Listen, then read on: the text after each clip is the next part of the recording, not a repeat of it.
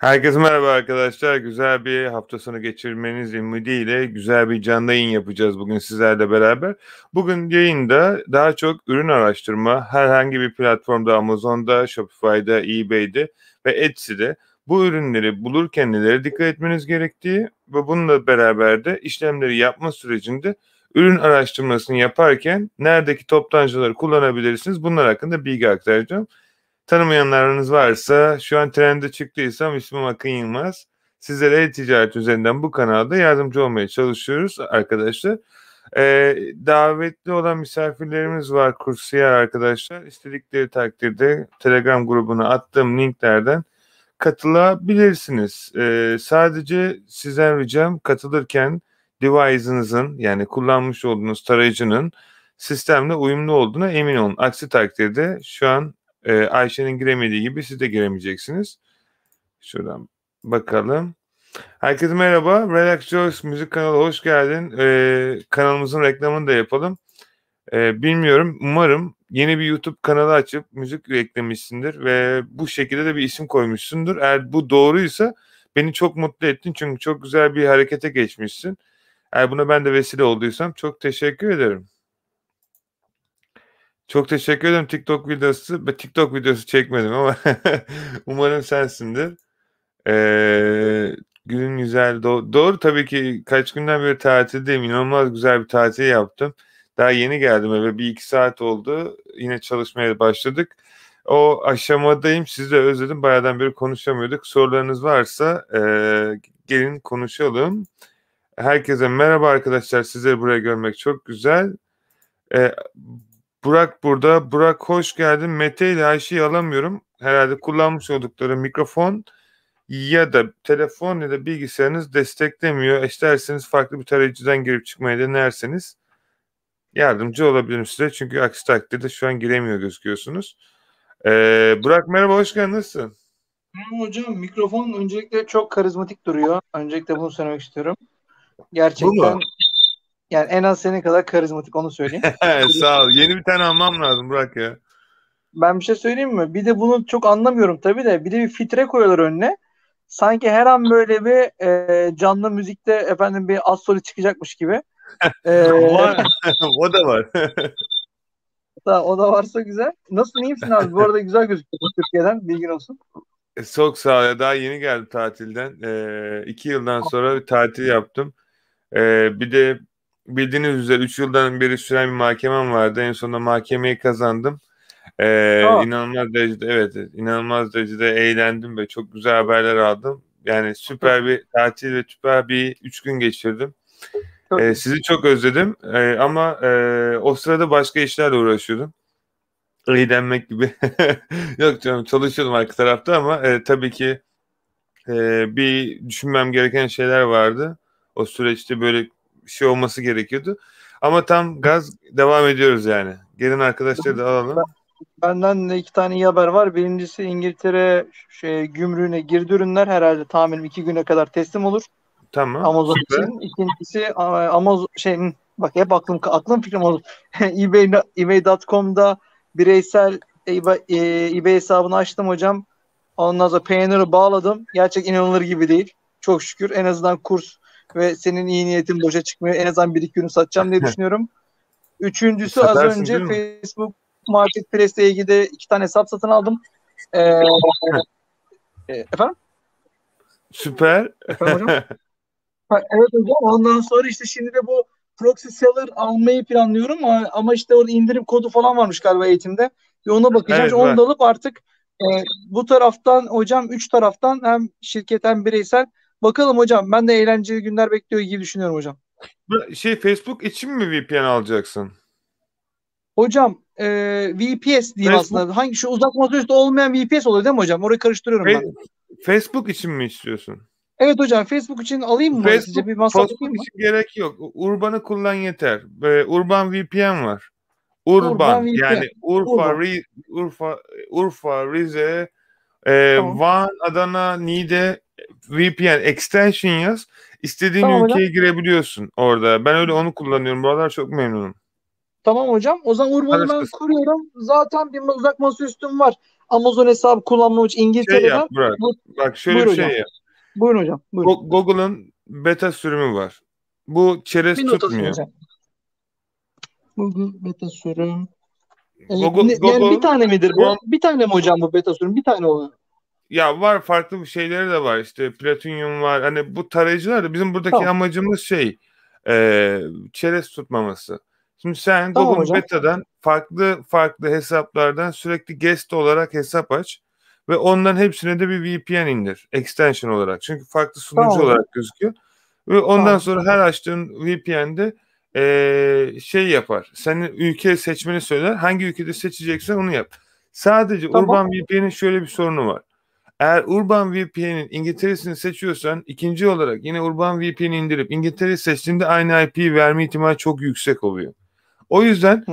onu yaptıktan sonra örnek veriyorum, ikinci indireceğim VPN Holo olsun. Üçüncü indireceğin VPN e, başka çok vardı, şimdi aklıma gelmiyor. Yani proxy Tamam. indirebilirsin, o tavşan var. Ben o tavşanı seviyorum. Hangisiydi, unuttum da adını. Hep Tavşan farklı indir ki IP şey anladım. olmasın. Hocam Yani 10.30'a aynı. yaklaştı. Saat 10.30'a yaklaştı. Tavşan bölümünü biraz şey yapalım hocam. Yok, tavşan şey ya, neydi o? Dur bakayım.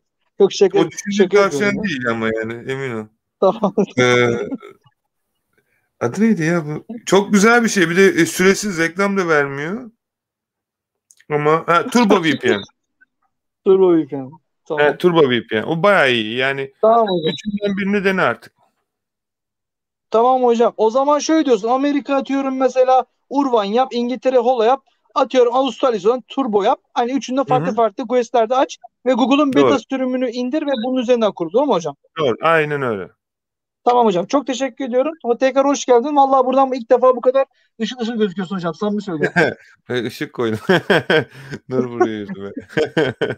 Saygılar hocam. Yine ara ara ben girer çıkarım. Tamam, Saygılar.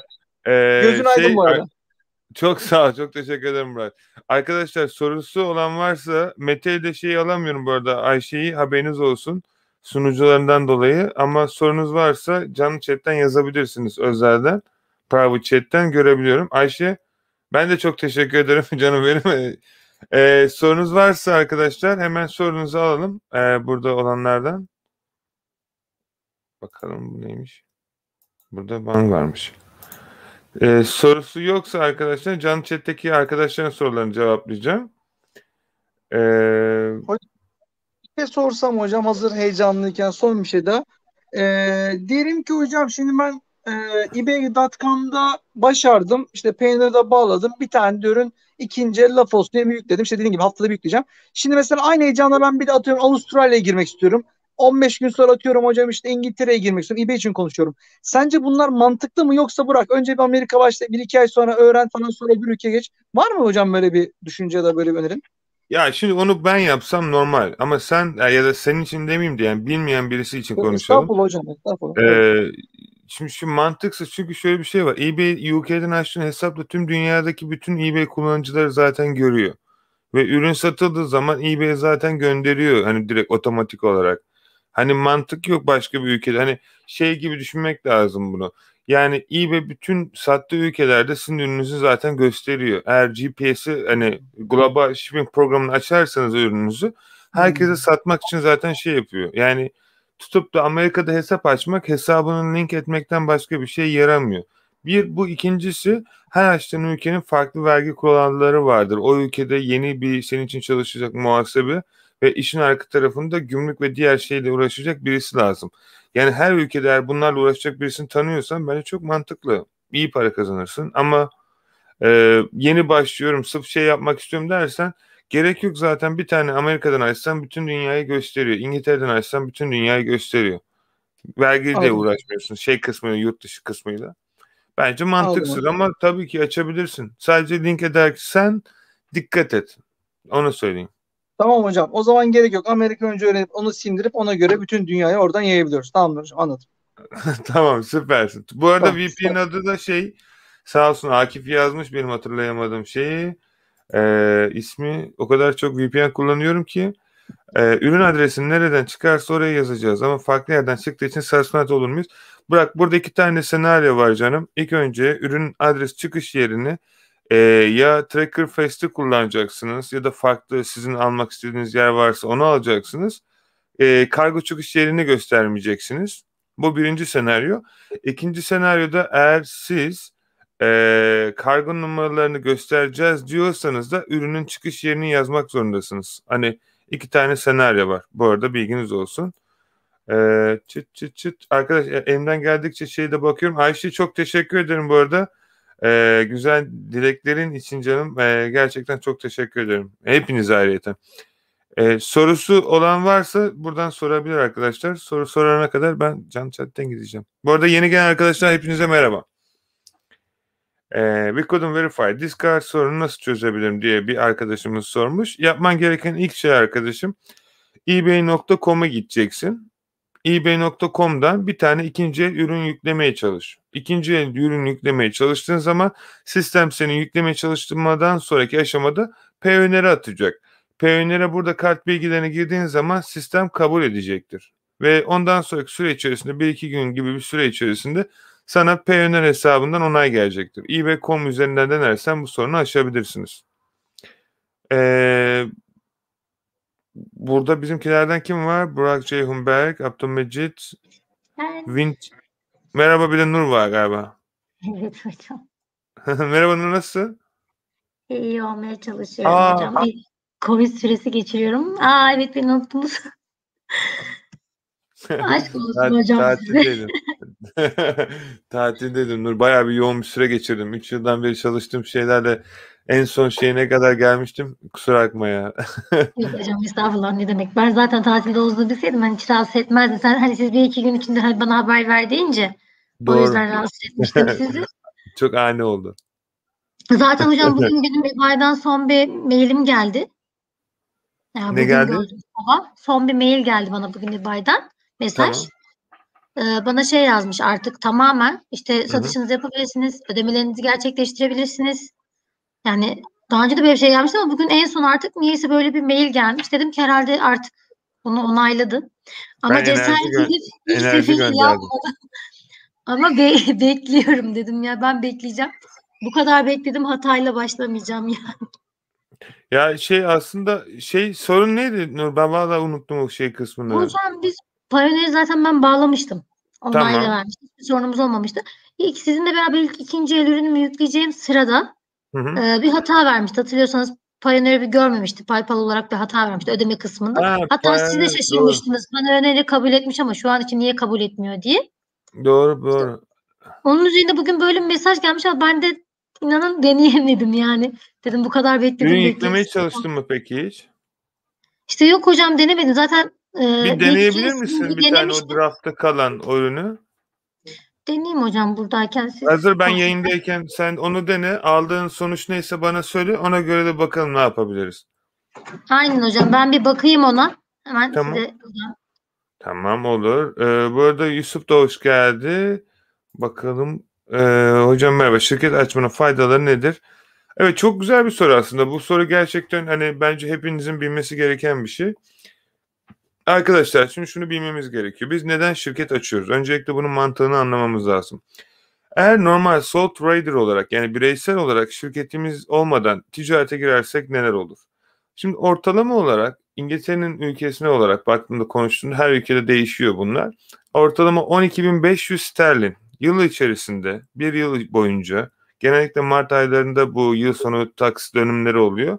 Bu süre zarfı içerisinde sizler 12.500 sterlin pound revenue yani toplam satış parasının her şey içerisinde ya da ortalama olarak 100 tane hesap hareketi bankanıza girerse devlet artık genel olarak yani bu kesin bir bilgi değil. Hani genel olarak HMRC'nin sayfalarında yazan şeyler bunu size en doğru ve yasal bilgiyi ben sadece kendi tecrübelerimi söylüyorum. Doğru olduğuna çok şeyim ama hani en azından bunu söyleyecek kişi ben değilim. Sadece burada ben tecrübemi paylaşıyorum. Bir muhasebeciyle bu rakamları tekrar düzüstü konuşabilirsiniz ama şimdi şirketi açtığınız zaman bu sürelere ulaştığınızda şirket açılmasını öneriyorum. Zaten ortalama herhalde bizden açanlara 150 pound'a açıyoruz diye hatırlıyorum. Yani ortalama bu kadar bir parası var. Şirket açtıktan sonra ne oluyor?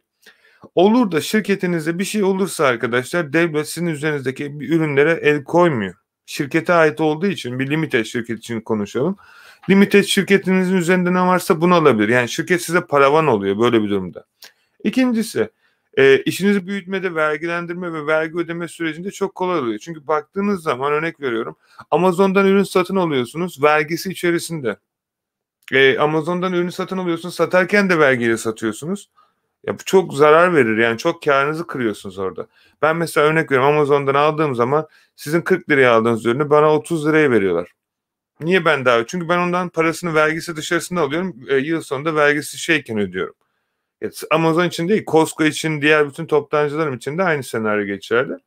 Ve üçüncü de, yani çok sebep sayabilirim. Bir de üçüncü sebep de açıkçası, yani büyük oynayacaksınız arkadaşlar. Şirketi açmadan, vergi ödemeden bu işi yapamazsınız. Yaparsınız ama farklı bir senaryoları var. Bunları da tekrar dediğim gibi diyecek kişi ben değilim en azından. E, Yani benim önerim, sizlere çok basit ve uygun fiyatlı bir şirketinizi kurabilir. Böylelikle hem kendinizi koruyabilirsiniz ticari olarak, hem de çok daha iyi, hızlı bir şekilde büyürsünüz. Ve açık konuşmak gerekirse, hangi platformda iş yaparsanız yapın, suspend yeme ihtimaliniz %85 azalıyor. Yani dürüst bir şekilde. Bir de Türkiye'de dünya paralar verip de şirket açmaktansa burada 2 dakikada şirketinizi açabilir. Yanlış hatırlamıyorsam 3 saat gibi bir kısa süre içerisinde şirketinizi kapatabilirsiniz, şeyleri ödendikten sonra. Bu kadar basit. Yani Türkiye'de çok zor. Uğraştırıyor, işte vergi dairesidir o bu. Burada 2 dakikada 150 liraya, 150 pound, özür dilerim, şirket açabilirsiniz. Daha ucuza da belki vardır. Ki kendiniz açabiliyorsanız HMRC'den 12 pound gibi para alıyor. O kadar basit yani, ama işte bilgi çok daha önemli. Hani benim önerim, işiniz büyüdükten sonra kesinlikle bir ciddi bir şekilde şirket kurmanız. En azından benim önerim. İstediğinizi yapmakta serbestsiniz tabii ki. Oo. Hocam geldim gene. Buyurun. Hoş bulduk. Geldim hocam da baktım ben şimdi yine aynı hatayı veriyor. Ama niye böyle bir şey yapıyor anlamış değilim yani. Yani sıkıntı yok. Payoneer bağlı herhangi bir sorunumuz yok. Bugün yine mail gelmiş dediğim gibi. Hani yapabilirsiniz ödemelerinizi falan diyor. Tamam, Ben şok. orada bir şey var, yani şey olarak eBay UK'den mi yüklemeye çalışıyorsun, Nur? Hocam evi UK'den yüklemeye çalışıyorum ama siz o zaman com'dan da yüklemiştiniz. Gene aynı hatayı vermişti. Tamam, o zaman ben bir bakayım ona, Nur. Hiç sen şey yapma. Aynen Bana bu artık hafta içerisinde ben bakarım ona. Olur mu? Tamam hocam sizi bu hafta içerisinde ben Tamam. rahatsız edeceğim. Yok, rahatsız değil. Şey değil. Bayağı bir şeydim bu. Beni, bayağı bir işim vardı gerçekten. Çünkü Akın Baba'yı Muhakkak hocam. çıkartıyoruz. Tamam hocam Akın Baba ne durumda? Ben bilhassa da onu bekliyorum açıkçası. Akın Baba süper oldu. Artık eBay'de ürün yükleyeceğiz. Bir. Çok mutluyum. İkincisi, satın aldığınız ürünleri genellikle bedava alabileceğiniz toptancılardan almanızı sağlayacağım. Yani ürünü alırken bedavaya alacaksınız neredeyse. Ki bedavaya alacağınız çoğu ürün bedava olacak.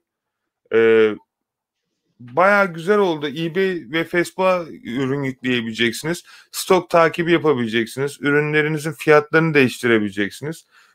Çok güzel bir ön arayüz yaptık. O bayağı vaktimizi aldı. Hocam beni Bayağı zorlayan iyi oldu yani bence. ya ben onu dört gözle bekliyorum ama maksimum kaç hafta daha sürer hocam? Yok, hafta değil. Bu ayın sonunda çıkacak. Yani öyle bir planımız da vardı.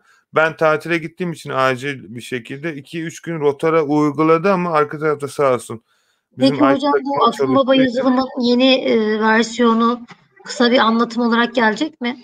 Tabii ki. Zaten şey olarak, hatta bir saniye, her şey yapabilirsem ufak bir şey. Gerçi son sürümü değil ama şu an elimdeki. Yani indirmedim daha doğrusu bilgisayarıma.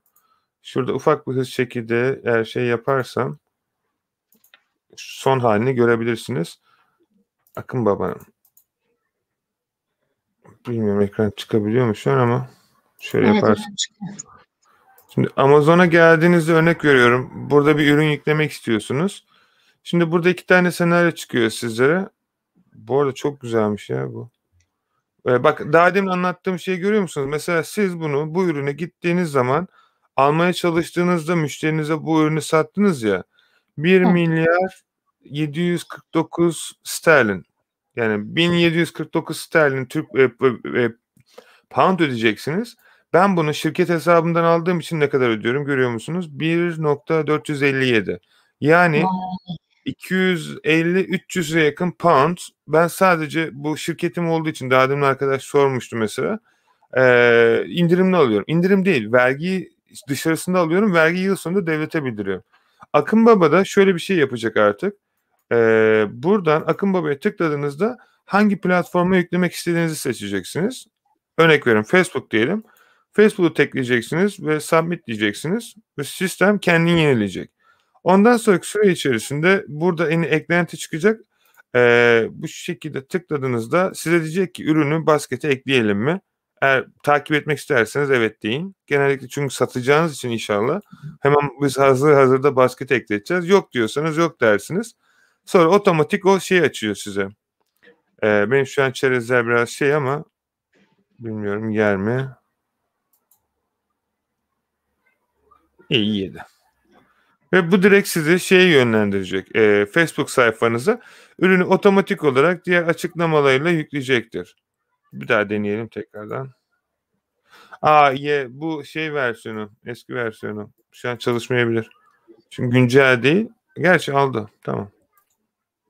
Ve direkt burada gördüğünüz gibi bütün bilgileri, fotoğrafları, açıklamalarını, kategorilerini, taglerini ve diğer bütün şeyleri sırayla geliyor. Bir de şey kısmı güzel oldu bayağı. Eğer tam olarak buradan şey yapabilirsem. Ya gerçi ön site daha bitmedi de.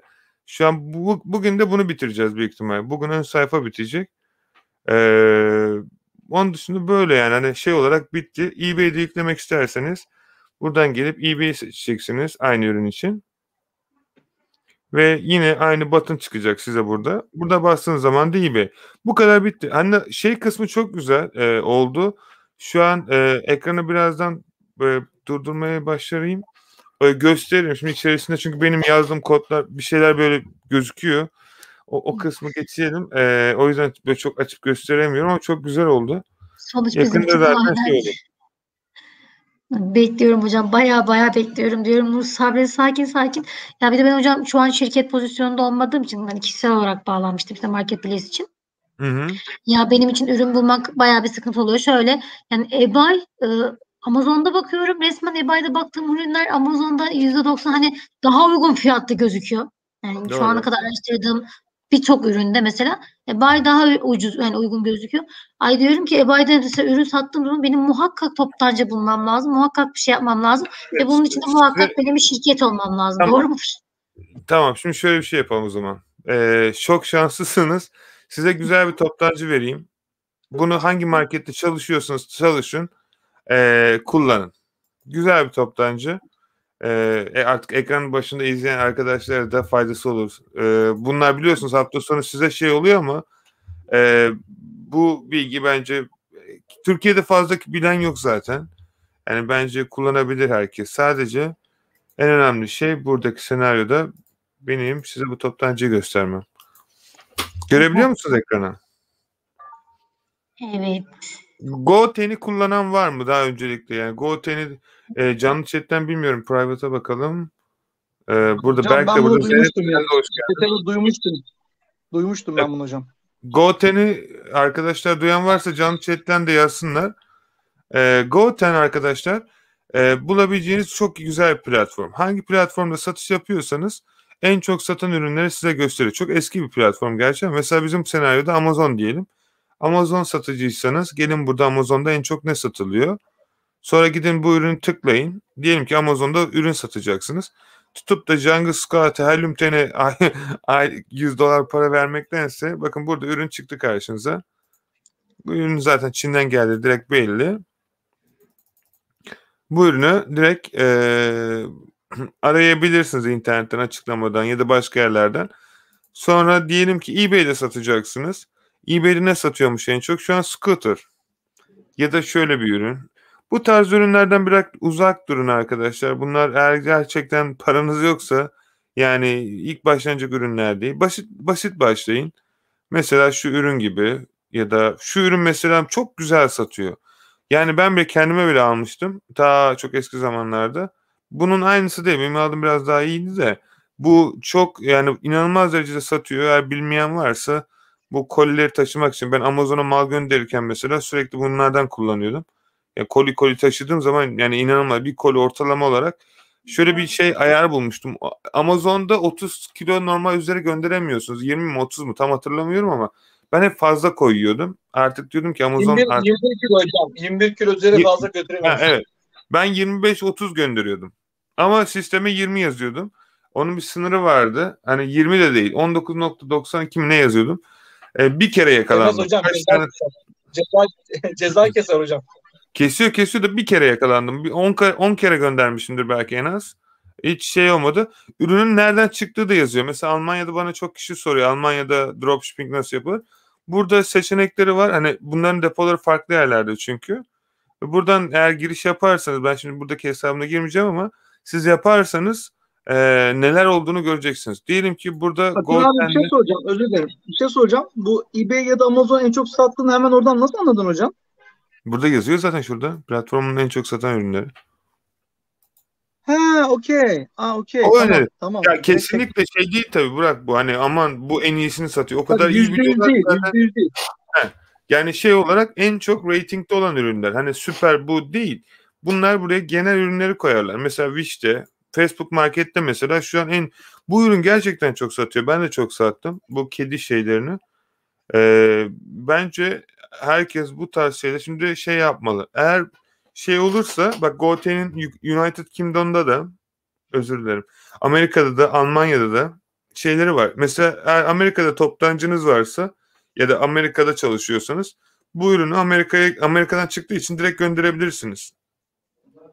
Yani GoT'ni bilmeyen arkadaşlar için ben şu an size altın kaynağı madenini gösteriyorum.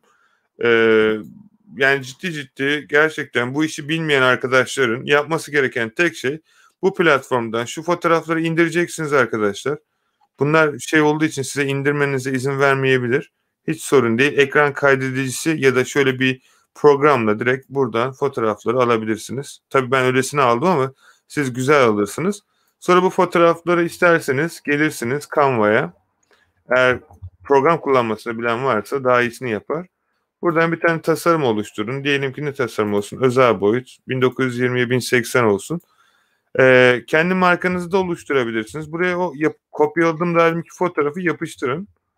Evet, almadım büyük ihtimal ama fotoğrafı tekrar tıklayalım. Fotoğrafımız buydu. Şunu biraz kendi markanızı oluşturmanın önemi çok önemli arkadaşlar. Sonuçta müşteriler sizin markanızdan almak isteyecektir. Eğer bir tane ürün güzel giderse. O yüzden her koyduğunuz üründe bir kendi markanızı oluşturun artık. Yani bir logo, bir amblem. Bu çok ama çok önemli. Bakın buraya koyun bir tane fotoğraf. Şuraya böyle yapıştıralım. Sonra burada bileşenler kısmına geldiğinizde diyelim ki free delivery. Artık hangisi gelirse. Buradan sizin hoşunuza giden ne varsa insanların ilgisini çeksin. Bu böyle kırmızı renklerle olabilir ya da mavi renklerle ilgili ya da yeşil renkler. Bunlar çok şeydir. Genellikle YouTube'da insanların böyle sürekli olarak şey kullanmasının sebebi insanların dikkatini çekme amaçlı böyle olan şeylerdir. Bunları kullanabilirsiniz. Tabii size kalmış. Burada bir de insanlara mesela... Lightshop programı mıydı o zaman? Efendim? Lightshop mu diyor? Öyle bir program vardı hocam. Sen bize göstermiş. O program mı bu? Tabii Mac kullananlar varsa kısa yolla da yapabilir. Bu benim şu an kullandığım Mac değil çünkü ama ya da sadece ekranın kaydını alıp Paint'ten de çıkartabilirsiniz. Mesela buraya PayPal'ı da koyabilirsiniz. Ödeme garantisi ya da güven verebilmek için. PayPal. Sonra ne diyelim? Bakın burada şeyler var. Başka Master. İnsanlara güven verme amaçlı sadece. Yani ödemelerinizi artık bunlarla da yapabilirsiniz. Hatta Payoneer varsa süper olur mesela. Alibaba, Alipay.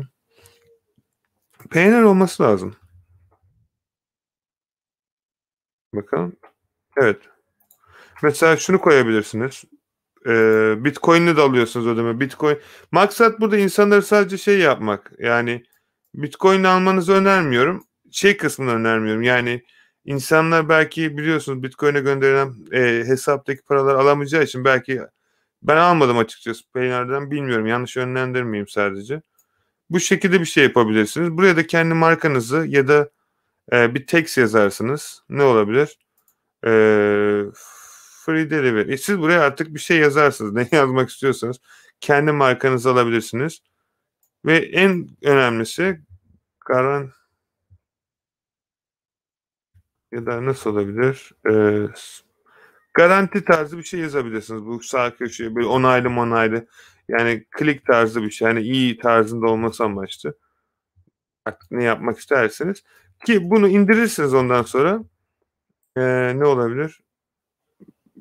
Bunlar değildi, biraz daha. Siz bulursunuz artık. Kafanıza göre bir şey yaparsınız. Bunları alırsınız, indirirsiniz. Facebook'a yüklerken bu fotoğrafları kullanırsınız. Örnek veriyorum.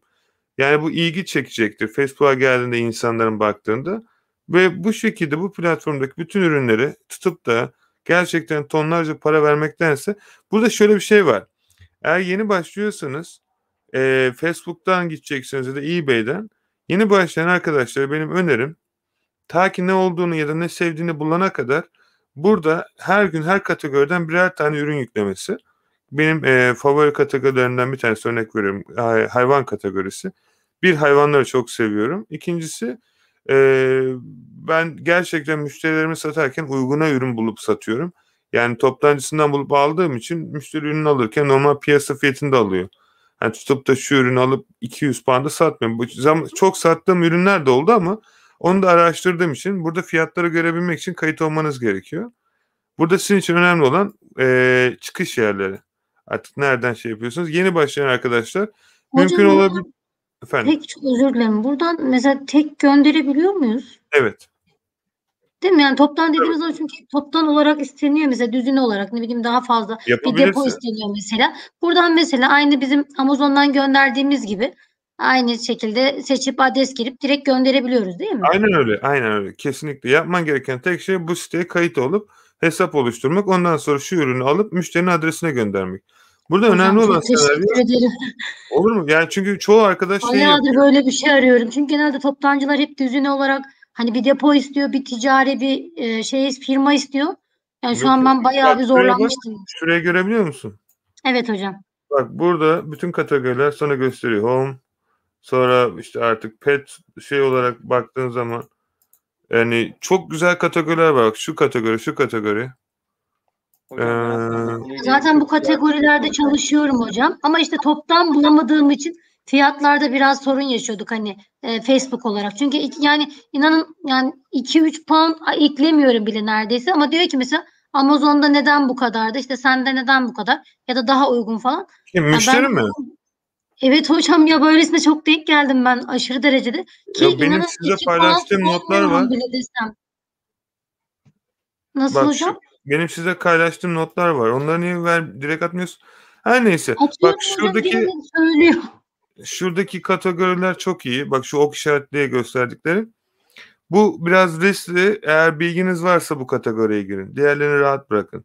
Yani güzellik eğer anlıyorsanız gerçekten bu kategoriye öyle girin. Yani zor bunlar çünkü. Müşteri çok soru soracaktır. Cevap veremiyorsanız bak şu kategori. Ben mesela hiç arabadan anlamam.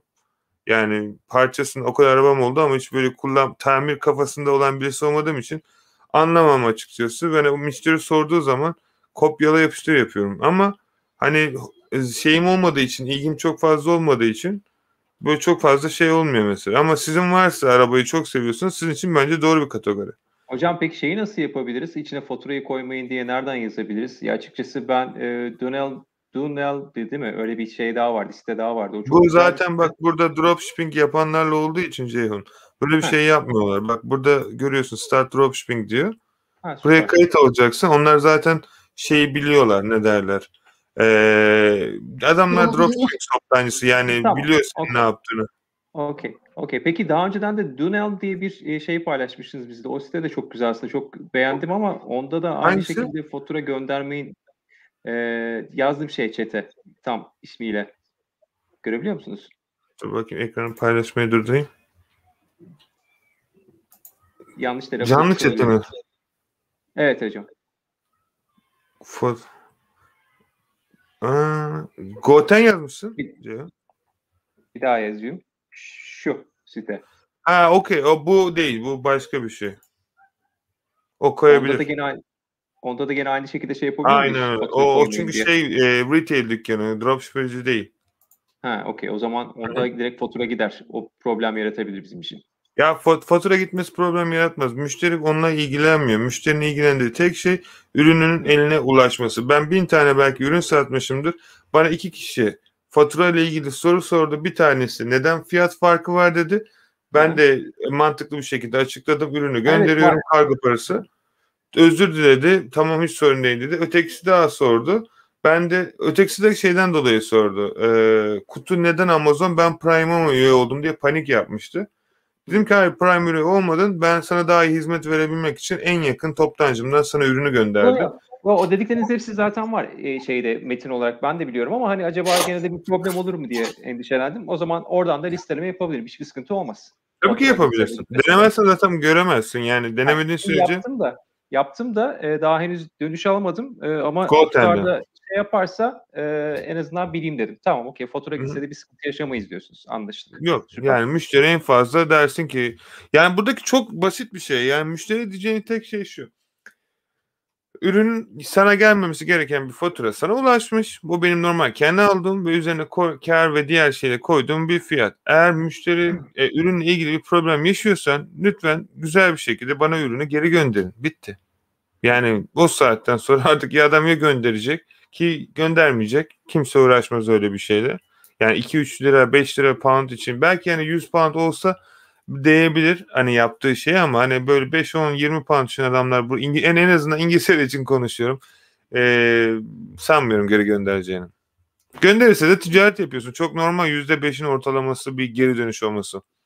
Yani gönderdiği senaryoda da zaten cebimden gidecek. O da aynen dediğiniz gibi ticaret sonuçta yani. Aynen öyle. Yani onun dışında soru yok. Bu arada bayağı bir kişi varmış. Fatih burada, Zeynep de gelmiş, Yusuf da burada. Bayram da burada. Bayram, seni görmek çok güzel. Bayram, linki gruba attım. Şey grubunda, bizim özel Telegram grubunda, eğer girmek müsait olursan, çalışmıyorsan da ya da işin yoksa gelip sen de katılabilirsin bizlere. Bilgin olsun. Evet. Hocam aslında benim birkaç sorum olacaktı. Ben devam edebilir miyim? Tabii. Bir şey yoksa. Tamam.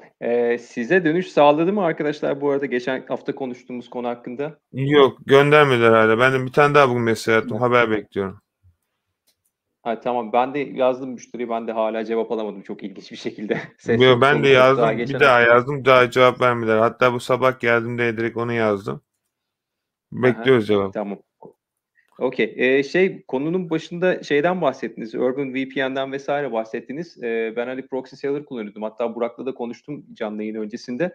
Aslında PayPal için bizim proxy seller ve benzeri ücretli şey kullanmamız daha sağlıklı olmaz mı? Özellikle PayPal tarafı için. O konuda Facebook biraz için endişe mi? ediyorum da o yüzden. Facebook için mi? Için, PayPal için. Şimdi Facebook için tamam gerek yok dediniz ama peki PayPal için? Ya PayPal için şimdi şöyle bir şey var Ceyhun. İstediğin yerden istediğin şeye girebilirsin.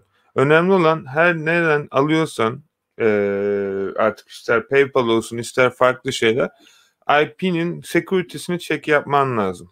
Yani bu IP'nin güvenlik durumu, fraud durumu. Eğer fraud'a girmediğin sürece bir sorun olmaz. Ama bunu almış olduğun VPN'de de bulabilirsin. Farklı bir şeyde de bulabilirsin. Yani bunu da hiçbir zaman bilemezsin, dürüst konuşmak gerekirse. Denemen lazım. Bir sorun teşkil etmez. Yani. Trustzone'a girip kontrol etmekten bahsediyorsunuz değil mi? Doğru anlıyorum. Aynen öyle. Tamam, peki. Peki yani bir şey daha merak ediyorum. Aslında bence buradaki arkadaşların büyük kısmı da merak ettiği bir konudur diye düşünüyorum. PayPal'da bizim gerçekten neye dikkat etmemiz gerekiyor? Yani o sıkıntı yaşamamak için. Benim eğitimde gördüğüm tek taraf şeydi mesela %80, %20 kuralıydı. O güzel bir konuydu. O parayı çekme konusunda. Onun haricinde problem yaşamamak için nasıl bir şekilde hareket etmemiz lazım acaba? Temel olarak söyleyebileceğiniz bir şey var mı? Yok, ben Türkiye'deki sayılı insanların böyle bir yeteneği olduğunu farkına vardım. Normal hiçbir şekilde bir bankaya gidip de isim soy ismim ve Hotmail adresini yazarak dünyanın gelişmiş en kolay sisteminde suspend yiyen bir Türkleri gördüm. Bir de birkaç farklı ülkedeki insanları. Bu yeteneği nasıl oluyor ben onu gerçekten bilmiyorum. İnanılmaz derecede ben bunu profesyonelsizliğe bağlıyorum. Çünkü başka türlü PayPal'dan suspend yeme gibi bir imkan yok. Yapması gereken tek şey isim, soy isim ve Gmail yazılacak. İkinci onay kısmında bir telefon numarası girecek ve bu işlemi yaparken de girmek istediği ülkenin IP'si de girecek.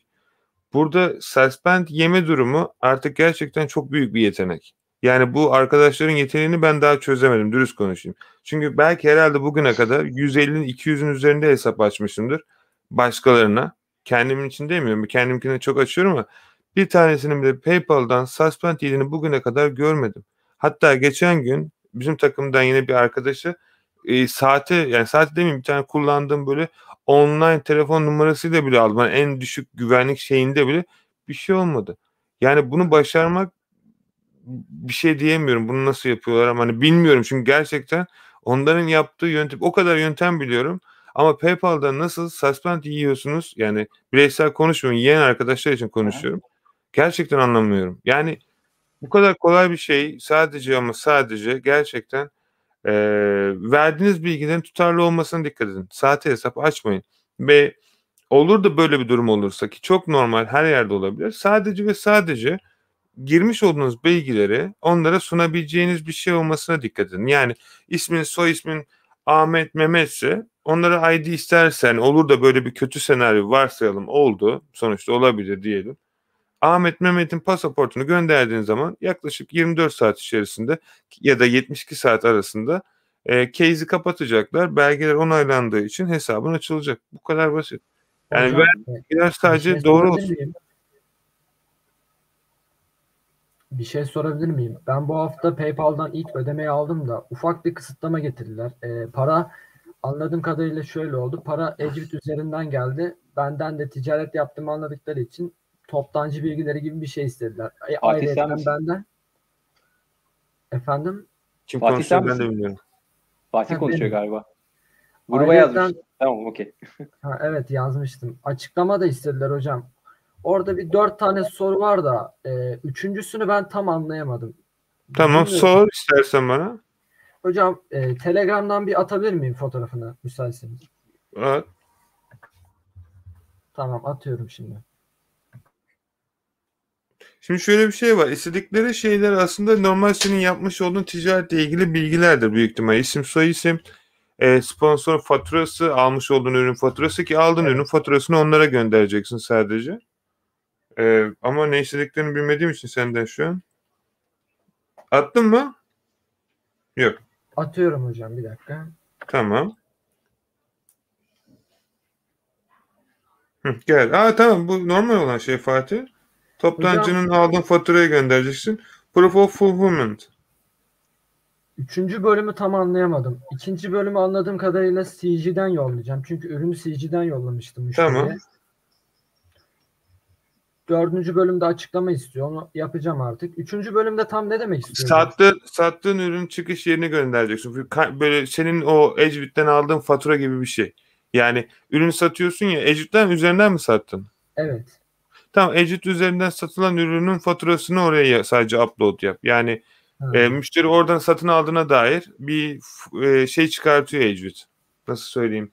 Yapım işlemi, yani hareket işlemi. Yani bunun gerçekten öyle bir işlemin olduğuna dair bir belge. O da Anladım. sadece o doldurduğun şeyin, yani müşterinin almış olduğu ürünün satış şeyi. O kadar şey değil aslında ama sen bunu sadece PDF olarak gönder ama büyük ihtimal. Bunlar genellikle şey yapacaklardır. And then provide. Ben bunun cevaplarını yazmıştım bir yere ama nerede hatırlamıyorum. Prove information on special translation activity. Bir de bankaya o giden hareketin ekran şeyini de çekip de gönderebilirsin. Yani maksat, bunlar sadece sana şunu soruyor. Bu para nereden geldi? O da bir Anladım. kereye mahsus olan bir şey. Bu sadece şey için, PayPal'ın verdiğin bilgilerle tutarlılık sağlaması için yaptığı bir şey. Anladım. Çok da basit, normal bir şey. Yani bu suspend vesaire değil. Yani sadece Evet. bunu güvenlik, daha önceden bunu açarken yapman lazımdı. Yapmadığın için şimdi soruyorlar. Anladım. 2. bölüme CG'den yollayacağım değil mi anladığım kadarıyla? 3. bölüme de Ecvit'ten. Yes, o ikinci bölümde CJ'den aldığın ürünün faturasını 15'e 20'ye mi ne aldıysan artık. Üçüncü bölüme de senin platformundan satılan invoice'un şeyini göndermen lazım. Ne derler? Hareketini. O kadar. Anladım. Hocam Türkiye'den girdiğimi anlamamaları için orada ufak bir trik gibi bir şey var mı? Hani şuna dikkat edin diyebildiğiniz bir yer var VPN'ini mı? aç. Efendim? VPN'ini aç. O olmadan zaten giremiyorum ki hocam. Bir de şimdi şöyle bir şey yapabilirsiniz. Eğer yani PayPal'dan çok zaten şey yapıyorsanız, ödemelerinizi artık yavaş yavaş Payoneer'e geçirin. Bu bir. Böyle şeylerle uğraşmamak için bir de daha az komisyon kesiyor. İkincisi VPN'siz sayfalarınızın ya da browserlarınızın PayPal'a girişine izin vermeyin. Google kullanıyorsunuz ya da Chrome kullanıyorsanız ayarlardan VPN olmadan bir PayPal'a giriş izni vermeyin. Ve açmaya çalışsanız da site izin vermesin o sayfaya girmesin. Oldu da unuttunuz vesaire. Böyle bir şey yapabiliyorsunuz. Ya da her PayPal'a girdiğinde linki PayPal olarak yapıştırırsınız oraya. Direkt otomatikman VPN'i açıp bağlansın. Hani Şöyle çok şey yapıyorum var hocam. aslında. Farklı bir tarayıcı kullanıyorum. Hiç kullanmadığım bir tarayıcı var. Şimdi Mozilla mıydı? Öyle bir şeydi. Yani Chrome'u kullanıyorum normalde. PayPal'a giderken Tamam. de onu kullanıyorum. Çerezlerden falan yakalamasınlar diye. Olur. Bence de çok mantıklı. Yani öyle de yapabilirsin. Yani her şeyi yapabilirsin. Sadece dediğim gibi bir şeye dikkat etmen gerekiyor. Bu süre zarfı içerisinde. Ama benim sana tavsiyem bir an önce bunları gönder hemen onlara. Ki direkt PayPal'ın açılsın. Yani şey olmasın. Anladım. Nasıl söyleyeyim? Bekleme olmasın. Sonuçta oradan para alıyorsun yani bir nevi. Hocam bir de bir şey soracağım. Ben bu hafta sipariş yaparken bir müşteri gelmişti. Bana sormuştu işte nereden ikamet ediyorsun gibisinden. Ben de tabii Londra Özel demek bilgi zorunda. paylaşma. Ne Paylaştım değil mi? yaparsanız yapın hiçbir şekilde müşterilerle özel bilgilerinizi paylaşmayın. Telefon numarası, nerede yaşadığınıza dair adres ya da başka bir şey. Hiçbir şekilde hiç kimsenin yasa olarak böyle bir şey size sorma hakkı yok. İkincisi bu onu ilgilendiren bir şey değil. Siz ticaret yapıyorsunuz. Siz Amazon'dan satış ya da ürün alırken ürün aldıktan sonra toptancısına ya da kaç tane ürün aldınız. Hiçbirine mesaj attınız mı nerede yaşıyorsun diye.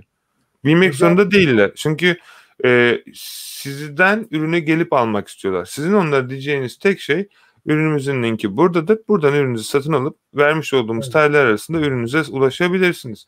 Daha fazla detaylı içinde bizlere her zaman ulaşmaktan çekinmeyin. Sizin konuşacağınız tek şey bu. Özel numara isterse canlı chatimiz var. Canlı chatten konuşuruz. Yani bunu normal bir sokak kavgası gibi değil, profesyonel bir şekilde böyle renklerle çıkıp hani bu şekilde yapın. Çünkü özel bilgi nereden biliyorsunuz bu insanlar varsayalım İngiltere'de yaşıyorsunuz size başka bir amaçla ulaşmak istiyor. Hocam Ya da adam polisti. Ben de satmaktan vazgeçtim ve bana nerede yaşıyorsun diye dedi. Ben de Londra dedim tabii. Öyle demek zorundaydım. hı hı. Onu biliyorum dedi. Neresinde dedi. Ben de mağazam online dedim. Sana kargoyla yollayacağım ürünü dedim. Öyle saptırdım. Da baktım Ya sonra adam öyle şimdi polis olması bir şey yapamazsın. Sonuçta sen satıcısın. Sen hiçbir şekilde yasal olarak bir şey söyleyemez. Eğer senin olur da yanlış bir şey yazmadıysan yanlış bir şey yok dediğim burada onu tehdit tarzı bir şey. yok hiçbir şey Polis yazmadım. olabilir. Hiç sorun değil. Yani hiç sonuçta polisler de alışveriş yapıyor ki benim çok polis müşterim var. Ee, Önemli olan işte benim size anlatmaya çalıştığım şey resmi olması. Müşteri ürünü alacak kim olursa olsun ister profesör ister doktor ister başka birisi. Onları güzel bir şekilde gönderin. Sormuş olduğu orada bizim sayfanıza açık telefon numarası vesaire koyabilirsiniz. Ya da e-mail adresinizi koyarsınız. Ki güvenmek istiyor çok haliyle. Çünkü onun gibi çok siteler var. Bu aralarda bizim Türkiye'de belki 10-15 sene önce yapılan şeyler burada da olmaya başladı. Artık insanları arayarak bir tebrikler bir şey kazandınız ya da insanlara mesaj çekerek benim de telefonum onların eline geçmiş mesela. Sürekli olarak işte acilen bilmem bir şey yapmam lazım yoksa işte şu olacak para gönder vesaire gibi. Bu aralar çok başladı. Çoğu da Hindistanlı ya da Pakistanlı oluyorlar böyle. Ses tonlarından arıyorlar sürekli. Hele özellikle İngiltere'de yaşıyorsanız yani bunlar tamamen spam. Çok uzak durun. Araba kazası yaptınız ya da birisine çarptınız tarzında hemen arıyor. Zaten aksandan direkt anlıyorsunuz. Hello my friend, did you do a car accident? Günde belki 10 tane arıyorlar yani böyle ciddi anlamda bu aralar çok baydılar. Ve insanlara kaza yaptınız diyorlar. Ve biz yakaladık vesaire falan diyorlar. Araban yoksa nasıl kaza yapabilirsin diyorum. Ha öyle mi deyip yüzüne kapatıyorlar. Okuldan zorla bir şey işte ne bileyim bir şeye söz verdiniz yoksa mahkemeye vereceğiz. Bana kaç kere yaptılar mesela. Hani çok var bu aralar. Hani Londra'da olmaması gereken bir şey ama işte saatin numaraları alıp 2 dakikada açıp arayabiliyorsunuz. Takip edilmeden de olabiliyor. O yüzden insanlar korkabiliyor. Bunları bilerek müşterilerinizle konuşursanız hiçbir sorun kalmaz güven konusunda. Evet Dürüst hocam olun yeter özellikle yani. şey soruyorlar.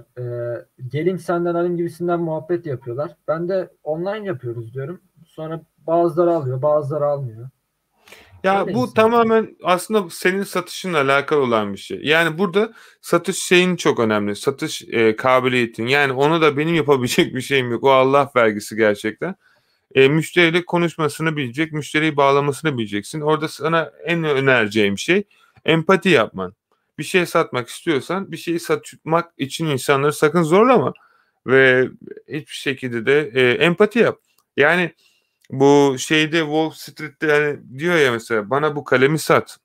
Veriyor kalemi herkese soruyor. Diyor ki bana bu kalemi sat diyor. O filmde Leonardo DiCaprio oynuyor da gerçi. Diyor ki işte bu kalem diyor çok güzel bir kalem diyor. Alıyor ötekisine veriyor. Bana bu kalemi sat diyor. O da diyor ki işte alıyor böyle. Ya bu kalem diyor işte diyor kırmızı renkli yazar, siyah da yazar tükenmez hem de alıyor ötekisine veriyor. Hepsi kalemi övüyor.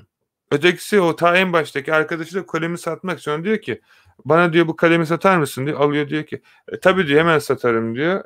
Diyor ki beni diyor tanıyor musun diyor. Ya diyor tanıyorum diyor. Diyor o zaman diyor hadi tanışalım diyor. Bana numaramı yaz diyor. Kalemim yok diyor. Al diyor kalem. İhtiyaç yaratman lazım. Yani o adam sana oraya kadar geldiyse bir şey istiyordur. İlgisini çekmişsin. Sonuçta o en önemli şey o insanlar ilgi çekebilmek için tonlarca reklam paraları veriyorlar. Bugün dünyanın en büyük şirketi Coca-Cola bile gittiğiniz her duvarda görürsünüz reklamlarını. Çünkü ilgi çekip akılda kalmak istiyorlar. Herkesin yaptığı gibi buna yani milyon dolarlar daha ne milyon trilyon dolarlar harcanılıyor reklam sektörüne. Neden YouTube bizim bu videolara diğer şeyler sürekli reklam şeyi koyuyor? Çünkü sürekli olarak YouTube bu işten para kazanıyor. Dünyanın en büyük şirketlerinden bir tanesi. Şimdi burada müşteri sana ürünü satın almak için ulaştıysa burada artık sana kalmış. Yani bu eğitimle olacak bir şey değil. Olur tabii ki ama hani buradaki kısım nasıl bir şeye bakıyordunuz? İnsanın kafasındaki şeyi anlayıp ona uygun olacak ve onun gerçekten kaçıramayacağı bir fırsat sunman lazım. Öyle bir şey olmasa bile onu öyle göstermen lazım. Eğer gerçekten ürünü ona satmak istiyorsan. Evet, anladım hocam. Artık yaparsın ama emin ol yani. Yok, yapılır hocam. Zamanla gelişir ki bu hafta ilk satışları aldım. O da bayağı mutlu etti beni. Ha, süper haber ya bu. Yani bu şeyden yüklemeye başlarsanız daha da çok kazanacaksınız bence şey kısmında. Hocam ben Evet. soracaktım. Mesela ürün araştırırken ben kullanıyorum. Ali Hunter diye bir extension var. Orada AliExpress'te Hunter mı? belirli kategorilerde en çok satılan ürünleri gösteriyor. Onun dışında Ali Hunter mı? CG'den de bakıyorum en çok satılanları. WatchCount'tan da bakıyorum da biraz farklı. En çok satılanlara bakıyorum. Hepsinde farklı farklı gösteriyor. Burada İngiltere'de o satışlar için en çok hangisi uygundur size göre? Hangi platform için bakıyorsun?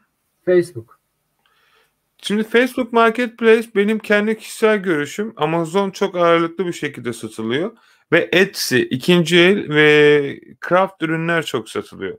Etsy'de normalde her koyduğum ürün çok rahat bir şekilde 1-2 günde 1000 görüntülenmeye vururken Amazon'dan böyle Amazon değil de diyelim başka bir toptancıdan koyduğun ürünler belki günde 10 görüntülenme alıyor. Etsy'de gerçekten el işi yapılan inanılmaz derecede burada lokal toptancılar var. Onların ürünlerinin E-Renk ya da Marmonat gibi şeylerden bulup araştırırsan inanılmaz derecede güzel database'e ulaşırsın. Ve bu ürünleri satmaya çalışırsan hem müşterilerin çok memnun olacaktır hem de çok iyi satışlar yapacaksındır. Örnek veriyorum şu tarz böyle bileklikler, nazar boncukları insanların inanılmaz yani ilgisini çekiyor. Sen bunların satmaya çalıştıklarını Facebook'a koyarsan bak ertesi gün bana ne diyeceksin? Tamam Yani hocam. o kadar ne söylüyorum. Eğitimde de görmüştüm hocam o E-Renk'i. Hatta bir tane canlı yayınınızda da bahsettiniz. Sırf zaten o E-Renk'e yapmak için, girmek için Etsy'den satıcı hesabı açıyorum da. Onu da sormuştum Ya, zaten. Shopify'da da kabul ediyor diye yanlış hatırlamıyorsam yapıyordu. E, Tam hatırlamıyorum ama Etsy şart da Shopify'da kabul ediyordu sanırsam. Ama gerçi Shopify'in yoksa da mantıksız zaten. Etsy bedava açabilirsin hemen. evet. Satıcı hesabını açmak için ürün listelememi istiyor. Hocam o ürünü ben sadece mesela Etsy'yi satıcı hesabını E-Renk'e erişmek için açıyorum. O Tamam. ürünü listeleyip sonradan kaldırsam olur mu? Hani bir sorun olur mu? Para alır. Benim aşağıda bir tane linkim var. Eğer Evet. Etsy'ye Oradan başlamak kayıt isteyen varsa orada 40 tane ücretsiz listeleme hakkı veriyorum size. Etsy ile şey yaptığımız için. O link üzerinden Etsy hesaplarınızı açarsanız 40 tane ücretsiz ürün listeleyebilirsiniz. Aksi takdirde her yükleme başına sizden 3-4 lira gibi bir para alacak ya da 5 3 lira lira. gibi. Öyle bir şey. Türk lirasını bilmiyorum ne kadar ama hani o öyle olursa mesela bedava yüklersin. O zaman sorun olmaz. Kaldırabilirsin. Ama öteki senaryoda sen kafana göre açıp yüklersen yüklediğin için senden para alacak. O parayı da ödemediğin takdirde yani bir daha açmana izin vermez aynı IP'den. Anladım. Banlanırsın yani hani şey olarak. Anladım hocam. Yani sadece amacım Etsy hesabını açmak daki amacım E-Rank'e erişmek şu anlık. Yani zaten şey olsun ben ilerleyen zamanlarda şöyle bir şey yapmayı düşünüyorum. Bu eğitimde alan arkadaşlara böyle benim kullandığım hesapları vereceğim. Bazılarını herkese değil. Bir sistem getiriyorum çünkü o yeni sistemde böyle olacak. Hani ihtiyacı olan herkes kullansın. Hani en azından birbirine faydası olsun. Sadece hani belirli şeylere verecek ama bu bir kampanya gibi bir şey var. Yakında zaten duyarsınız. Orada bayağı bir güzel olacak diye düşünüyorum. Yani bayağı bir satışlar gelecek yine. Tamam hocam, sağ olun. Ben teşekkür ederim. Burada bayağı bir sorusu varmış herkesin ya. Wow. %19 almıyor bu arada. Varsa sorusu olan arkadaşlar Zeynep, Fatih, Burak, burada Ceyhun, Abdülmecit, Nur. Sizi dinliyorum belki de. Tü tü tü tü tü tü. Şimdi burada şöyle bir şey var. Bayağı bir soru varmış ya. Hepsini nasıl okuyacağım? eBay UK'de açmaya çalıştım. Her şey eBay USA'ya bağlanmış. Yüklediğim ürün Türkiye'de. Esma bunu nasıl başardın? Etsy hesabı suspend olup kapandı. Aynı bilgisayardan açamazsın. Değiştirmeniz gerekiyor. Hocam deponuza eleman lazımsa gelebilirim. 19 yaşında hukuk öğrencisiyim. Emrullah şimdi şöyle bir şey var. Sana bir şey söyleyeyim mi? Hayat tamam çok zor. Belki bazen gerçekten paraya ihtiyacınız var ama hukuk okuyup da bu kadar zeki olup da kendini depoya sakın yakıştırma. Kimin yanında olursa olsun. İstersen dünyanın Bezos'un deposunda kendinizi oralarda değil de çok daha iyi yerlerde hayal edin. Hukuk okuyup benim dünkü mahkememe çıkan bir barıştıra ben yaklaşık sadece bir saatliğine 700 pound ne aldı benden. Yani sen normal senaryoda bir İngiltere'de çalışsan depoda diyelim ortalama 2 ile 3 hafta arasında 700 pound alacaksın. O bir saatte aldın. Yani bilgini doğru yerlerde kullan. Yani gelip çalışmanı çok sevinirim ayrı bir konu. Fakat ben burada insanlara gerçekten bir şeyler öğretmeye çalışıyorum. Bir şeyler kazanmasına çalışıyorum. Ve bu mantalitede de kendi işimi yapıyorum. Size bu kadar şimdi kişisel özgürlüğü, kendi işinizin patronu olmayı öğrettikten sonra ben yanıma çalışan bütün arkadaşlara da aynısını söylüyorum. Herkes kendi işinin patronu. 9-5 iş yok. Ne kadar çalışırsanız komisyon üzeri çalışıldığı için herkes daha çok kazanır. İster çalış, ister çalışma.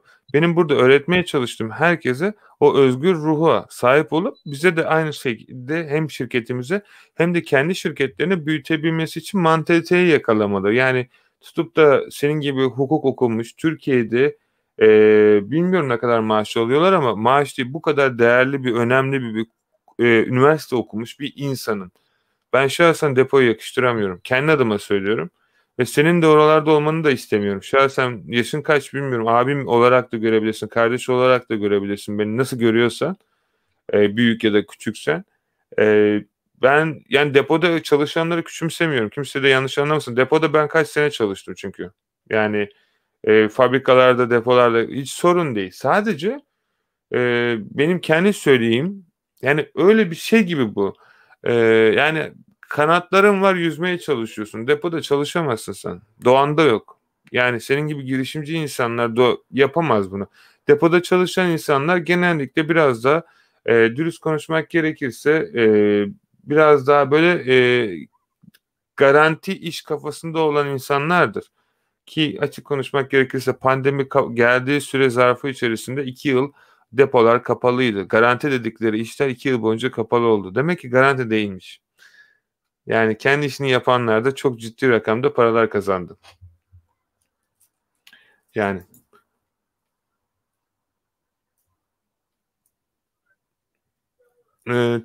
Akın hocam, eBay'de şirket olarak hesap açtım. 2,5 ay sonra MC113 yedim. Tamam.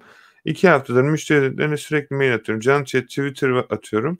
Kesin açamayız diyorlar. Erkan, büyük ihtimal yanlış bir şey yapmışsındır. 2 tane önerim var. Fiverr'dan bazı insanlara ulaşabilir, hesaplarını açtırmaya çalıştırabilirsin. Belirli bir ücretleri var. Ya da aynı bilgisayarın içerisindeki farklı bir sunucu oluşturup bütün çerezlerini temizleyip yeni bir kullanıcısı adıyla hiçbir şekilde daha önce kullandığın bilgileri kullanmayacak şekilde ya da bir VPN kiralayarak oradan bir yeni hesap açarak devam edebilirsin. Çünkü buradaki senaryoda ne yaptığını bilmediğim için hesabının şeyini bilmiyorum. Tek diyebileceğim 2 tane yöntem var. Umarım açarsın. Çünkü biz çok öyle zorlayıp da açtığımız çok hesap oldu. Açıyorlar bir saatten sonra. UK konumlu sanal sunucudan TR adresi ve bilgileri Etsy hesabı açabilir miyim? Ya açarsınız tabii ki. Zaten size optionları veriyor. Bu arada arkadaşlar, video hoşunuza gidiyorsa yani gerçekten bize desteklediğinizi göstermek isterseniz de beğen butonuna basıp beğenebilirsiniz ve sizlerin bu güzel yardım ve desteğiyle biz de her zaman bu kanalda daha güzel içerikler üretmeye devam edebiliriz. Bu şey gibi bir nevi bizim başarımızı mutlu ediyor. Daha iyi işler çıkartabilmemiz için bizi motive ediyor sizin desteğiniz. Çünkü bildiğiniz üzere bu kanalın aslında açılma amacı ta en başından beri kendi ticaretimde yapmış olduğum gençken genç yaşlarda Türkiye'de 20'li yaşlarda, ben genellikle o yaşlardaydım. Ben de zor zamanlar geçirdim, Türkiye'deki her Türk genci gibi. Para kazanmak için internetten çokça yol aradım. Farklı senaryolar bulmaya çalıştım. Kendi işimi yaptım. Sonra battım. Farklı şeyler oldu. En sonunda her Türk genci gibi ben de yurt dışına çıkmak istedim. Ve bu ekonomik özgürlüğüme az da olsa sahip oldum. Bazı yerlerden bir şeyler aldım. Bazı yerlerden kendi yaptığımı koydum. Ve yurt dışı maceram başladı 22 yaşında. Yaklaşık şu an 32 yaşındayım. 33'e giriyorum. 10 seneden beri farklı ülkelerde yaşıyorum. Şu an konum olarak Londra'dayım. Ve bu süre zarfı içerisinde ben de çok şeyler öğrendim. Çünkü çok insanla tanıştım. Dünyayı bayağı bir farklı yerlerinde bulundum ve böylelikle gerçekten buradaki önemli olan şeyin para değil, buradaki önemli olan şeyin niyet olduğunu öğrendim. Yani siz bir şeye niyet ettiğinizde o şey hayatınıza bir yerden giriyor. Eğer başaramayacağınıza inanıyorsanız başaramıyorsunuz. Dürüst konuşalım. Başaracağınıza inanıyorsanız da başarıyorsunuz. Bunun kısa bir yolu yok. Çünkü özellikle Türkiye'de öğretilen sistemde bir gecede sizi milyoner edinmeye çalışırken böyle bir şeyin keşke olsa, dürüst konuşayım ama şöyle bir şey var. Bir gecede milyon bile etseniz o parayı nasıl kazandığını bilmediğiniz için ertesi gün o parayı elinizden kaybedeceksiniz. Önemli olan o paranın nasıl kazanıldığını öğrenip onu hep 2 katına çıkartmak. O yüzden ben hepinizi gerçekten başaracağına inanıyorum. Bu kanalda da başaracağınıza inandığım için zaten sürekli olarak sizlere yeni fikirler, yurt dışında Londra'da en azından ben ne yapıyorum, nasıl çalışıyor, siz de yaparsanız aynısını. Çünkü çoğu şeyi, yani her şeyi değil, dürüst konuşalım, her şeyi göstermek de istemiyorum zaten. Çünkü bazı bilgiler benim işime yarayan bilgiler, sizin işinize yaramayacak, o kafanızı karıştıracak. O yüzden her şeyi göstermiyorum, dürüst konuşayım. Ama eğitimler içerisinde A'dan Z'ye kadar, yani bilmiyorum, burada eğitim alan arkadaşlar da var gerçi. Kendi ticaretimde ne yapıyorsam aynısını gösteriyorum. Artık bundan sonrası sizin çaba ve takdirinize kalmış. Çünkü benim o zaman kaybetme gibi bir lüksüm yoktu. Yani eBay tutmazsa Amazon'a girerim gibi bir lüksüm yoktu. eBay tutması lazımdı. Çünkü para ihtiyacım vardı. Ve eBay'de satış yapmaya çalıştım. Suspend yedim. Şeyler uğradım. Hesaplar kapatıldı. Vazgeçemedim. Yani ben de vazgeçmek isterdim en başta herkes gibi. Olmuyor, satamıyorum. Şansım yoktu. Satmak zorundaydım. Başka hesapları açtım. Şirket hesabı açtım. Oradan girdim, buradan çıktım. Sonra yani aylık 15-20 bin sterlinlik dükkanlara sahip oldum. Sadece bir dükkandan eBay'de. Daha da yukarı çıkıyor. Ağızdan iniyor. Belli olmuyor ama buradaki ana senaryo, hiçbir şey almadan ben bu paraları yapabiliyorum. Tutup da Amazon'da 50 milyarlık mal alıp da Alibaba'dan onu Amazon'un depolarına gönderip de, yani bu da güzel bir şey. Bu da ticaret. Yani bu da yanlış bir ticaret değil. Sadece ben bunu sıfırdan o parayı kazanıyorum. Sıfır para yatırıp kazanıyorum. Ötekiler 50 bin sterlin yatırıp kazanıyor. Bazen benim altımda kazanıyor. Çünkü ben Amazon satıcılığı da yapıyorum ayrıca. Hani demeye çalıştığım şey, önemli olan en az bütçeyle bu paraları kazanabilmek. Yoksa 50 milyar para koyduktan sonra 50 ticaretten anlıyorsanız zaten o parayı ya katlarsınız ya da batarsınız. Hani %50 olasılık var. Ama önemli olan şey bir şeyi daha almadan satabilmek asıl satıştır. Bunu da Türkiye'deki sizin gibi hukuk okuyan, akıllı başında tüm Türk girişimcileri gerçekten başarabilir. Ki ben başaracağına da inanıyorum. Yani bayağı bir kişi başardı. Bugün baktığım zaman şu an tam 51 bin öğrencim olmuş. Yani çok gurur verici bir şey bu benim için. 150 ülkenin üzerinde. Ve bunların başarı ortalama üzeri 5 üzerinden 4.4. Yani bu çok güzel bir şey benim için. En azından yaptığım şeyde gerçekten insanlar para kazanıyor. Ve gösterdiğim metotta yani ne kadar para verirse de kursa çoğu yani %80'i benim gördüğüm o verdiği paranın fazlasını ömrünün sonuna kadar zaten kazanıyor. O yüzden olay burada hani eğitim ya da başka bir şey değil. Burada anlatmaya çalıştığım şey bu kanalda herkes gerçekten dediklerimi yaptığı takdirde kazanıyor. Eğer siz kendi başınıza, kendi aklınızın başına gitmek istiyorsanız yollar sizin arkadaşlar. Tadını çıkartın. Ama yolda o kadar çok çukura girip çıkacaksınız ki hazırlıklı olun sadece. Eğer böyle her şeyi ben biliyorum kafasında gidiyorsanız kulaklarınızı kapatıp ki çoğu genç arkadaş öyle. Yani üzgünüm gençler çok fazla söz dinlemiyor. Her şeyi benim gibi benim zamanımda tecrübe edinerek öğrenmek istiyorlar. Yolunuz açık olsun. Sadece o yol üzerinde arkanıza dikkat ederek gidin ama önünüzden de şaşmayın. Bunu başardığınız zaman zaten çok güzel bir şey olacak. Çünkü siz başardığınızda sizin en yakın arkadaşlarınız siz neden yaptınız diye size nasıl sen daha fazla kazanırsın benden diye ego yapacaklar. Gerekenler sizinle konuşmamaya başlayacak. Gerekenler size bu iş tutmaz. Bak yarın görürsün batar. O olacak bu olacak. Güzel sözler söyleyecekler size. Etrafınızdaki insanlara göstermeye çalıştığınızda bu olmaz ya bu iş batar. Sen zaten hani bu böyle olmaz. Yani dropshipping yalan mı? Başka sektör yalan mı? Vesaire vesaire. Hani böyle insanlar çıkacak hayatınıza. Sizi demoralize edecekler ve üzülerek üzüm yüzüme baka baka kararılır. Eğer onlara inanırsanız kendi hayallerinizi bırakıp sizler de onlar gibi sadece çözüm üretmek yerine sadece sorun üreten insanlar haline gelirsiniz ki bu hayatta kendinize yaptığınız en kötü şey olacaktır. Hayalleriniz gidecek. Bir 30-40'lı yaşlara gelip evlendiğiniz zaman bunu artık yapmak için vaktiniz de kalmayacak. Çünkü o yaşlarda ailenizi, çocuğunuzu ya da diğer insanlara bakmakta olduğunuz insanları bırakıp da çok rahat ticaret yapacak paranız da olmayacak. Çünkü geç kalmış olacaksınız. Özellikle genç yaşlardaysanız şu an en doğru zaman. Çünkü en kötü senaryoda bir şey denemiş ve öğrenmiş olursunuz. Ama en iyi senaryoda milyoner olursunuz ve ailenizi istediğiniz gibi yaşatırsınız. Belki milyoner üzerine çıkarsınız. Tabii ki sadece lafın gelişi rakamı söylüyorum ama çok başarılı bir girişimci olacağınız tartışılmaz. Ve o paraların nasıl kazanıldığını öğrendiğiniz zaman da açık konuşmak gerekirse şuradaki olan şeyle her zaman aynı şeyi yapıp para kazanabilirsiniz. Sadece bu kadar. Bilgiyi iyi öğrenmek para aslında. Ve de o bilgiyi kullanmak. Yani şöyle bir şey var. Bugün Türkiye'de ben gördüğüm zaman özellikle bu şey çok önemli. Türkiye'de çoğu insan eğitim satıyor. Bu bir şey. Yani çok normal ve doğal bir şey ve hani burada bir sorun olduğunu görmüyorum. İşini iyi yapıyorlarsa neden olmasın? Benim kendi görüşüm. Sonuçta onun için bir emek harcamış ve siz de en iyi bir şey bilseniz diyelim ki araba kullanmayı biliyorsunuz ve insanlara A'dan Z'ye arabayı nasıl kullanacağını öğretiyorsunuz. Ve insanlar sizin öğrettiğiniz arabayı kullanma sanatı sayesinde gidip bir işe girip aylık 1.000 lira, 2.000 lira, 5.000 lira maaş alabiliyor. Sizin yaptığınız iş insanlara fayda sağladı mı? Sağladı. Şimdi onlar size örnek veriyorum. Bir araba kursuna girmek için 2.000 lira mı ödedi? Tamam olabilir. Sonuçta bir kendi yatırım yaptı. Tutup da sigaraya, alkole ya da başka zararlı şey vermektense kendi beynine yatırım yaptı.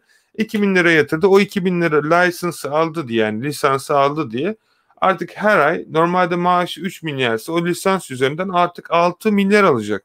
Yani uzun vadede zaten hep kazanıyoruz. Zaten benim de baktığım her işte hep uzun vadeli şeyler oluyor. Ki kısa vadeli bir şey kazanma kafası biliyorum bazen insanların hayatında zor zamanlar oluyor. Bazen çok uçuk kararlar vermemiz gerekiyor. Dürüst bir şekilde konuşalım. Hayat günlük gülistanlıkken her zaman herkese iyi olabiliyorsunuz ama insanlar size arkadan iş çevirdiği zaman bir şeyler yaptığı zaman bu kadar da dürüst olamıyorsunuz. Bazen gerekeni bazı şeyleri yapmanız gerekiyor. İşte buradaki senaryoda kendinizden vazgeçmediğiniz zaman, yani çünkü şöyle bir durum var. Onun yaptığının aynısını yapabilirsiniz. Yaparsanız ondan farkınız kalmaz. Bu da insanı sizden diğerlerinden ayıran bir şey olacaktır. O yüzden yapabileceğiniz varken ve de gücünüz de varken yapmamak zaten bir erdem. Ve bu insanlarla uğraşmak yerine, onlara vereceğiniz enerji yerine gidip kendi işinizi daha çok iyi yapmaya çalışın. Daha çok araştırın. Emin olun daha çok faydasını göreceksiniz. Çünkü onlar zaman kaybı. Ve siz zamanınızı çok iyi kullanmayı bilmeniz lazım. Özellikle bir girişimci olarak. Çünkü zaman her şeydir. Sizi hayatta tutar. Paranız kaybolur, para kazanabilirsiniz yarın yine. Zamanınız gitti mi zamanı geri alamazsınız. O yüzden neyi kaybedip neyi kazanacağınıza dikkat edin. Özellikle genç yaşlarda. Yani bu e-ticarette çok ciddi paralar var. Özellikle Türkiye'de yaşıyorsanız ve İngiltere'de kazanıyorsunuz. Gerçekten muazzam. Çünkü Türkiye'de 2 milyar bir maaş aldığınızı varsayarsam bugün burada bir tane ürün satıp gerçekten 100-200 pound kar marjı yapabilirsiniz. Ve bu para Türkiye'ye getirdiğiniz zaman şu an 3 milyar yakın para. Bir günde bir satışta kazanabilirsiniz bu parayı. Ama nasıl yapılacağını ve o ürünün nasıl bulunacağını bilmeniz gerekiyor. Bunu da bir günde yapamazsınız. Yaparsanız bence büyük ihtimal bir şans olur. En azından kendi öngörüm. Ama 2 ay, 1 ay geçtikten sonra yavaş yavaş bu paraların standartlarını ve temellerini atmaya başlarsınız. Ki ben de öyle öğretiyorum. Ve ondan sonraki süre içerisinde böyle 2 ay, 3 ay ve 6 aylık süre zarfı içerisinde ne yaptığınızı anladığınızdan dolayı otomatikman daha çok para kazanıyorsunuz. Ve bunu yaptıkça siz uyurken de satışlar geliyor, kalktığınızda da satışlar geliyor, dışarı çıktığınızda da satışlar geliyor. Ve bu satışlar sayesinde siz şu an normalde yapmış olduğunuz şeylerden kurtulmuş oluyorsunuz. Yani örnek veriyorum, bir işe girip günlük 100 lira için çalışıyorsanız ve Amazon'dan ya da eBay'den ya da Facebook'tan nereden satıyorsanız günlük 200 lira kazandıysanız, şimdi mantıken ve bu stabil bir şekilde artık her gün düzenli gelmeye başladıysa o işe neden gidesiniz?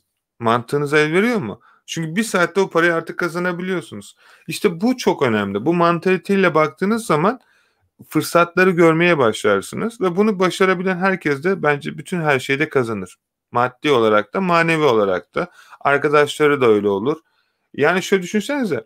Etrafınızda sürekli girişimci insanlar var. Ben neden bütün insanları Telegram grubunda ya da Facebook gruplarında topluyorum? Çünkü buradaki amacım bütün insanların birbirine yardım etmesi. Tabii kötü niyetli kullanan insanlar da var. Sürekli olarak içeri girip bir şeyler satmaya çalışan, bir şeyler pazarlamaya çalışan.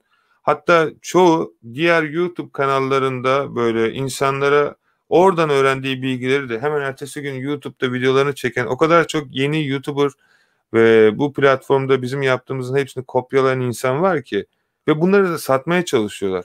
En komik tarafı da bu. Yani daha kendi yeni öğrendiği şeyi daha yapmadan insanlara satmaya çalışıyor ve bu mantaliteyle de para kazanmaya çalışıyor. Ve benim yaptığım şeyi kopyalaması, açık konuşmak gerekirse, yapamayacağını bildiğim için içim rahat. Ama üzüldüğüm şey, burada insanlara günlük 1000 lira nasıl kazanılır, işte şu taktiği uygula hemen kazanırsınız gibi, zaten o şeyden çıkmaya çalışan kardeşlerine öyle bir şey yapmasını da el vermiyorum. O yüzden Telegram gruplarında böyle niyetli olan bütün insanları bize bildirmenizi ve kesinlikle bu tarz insanları o platformda korumayacağımı ve barındırmayacağımı size de çok net bir şekilde söylüyorum.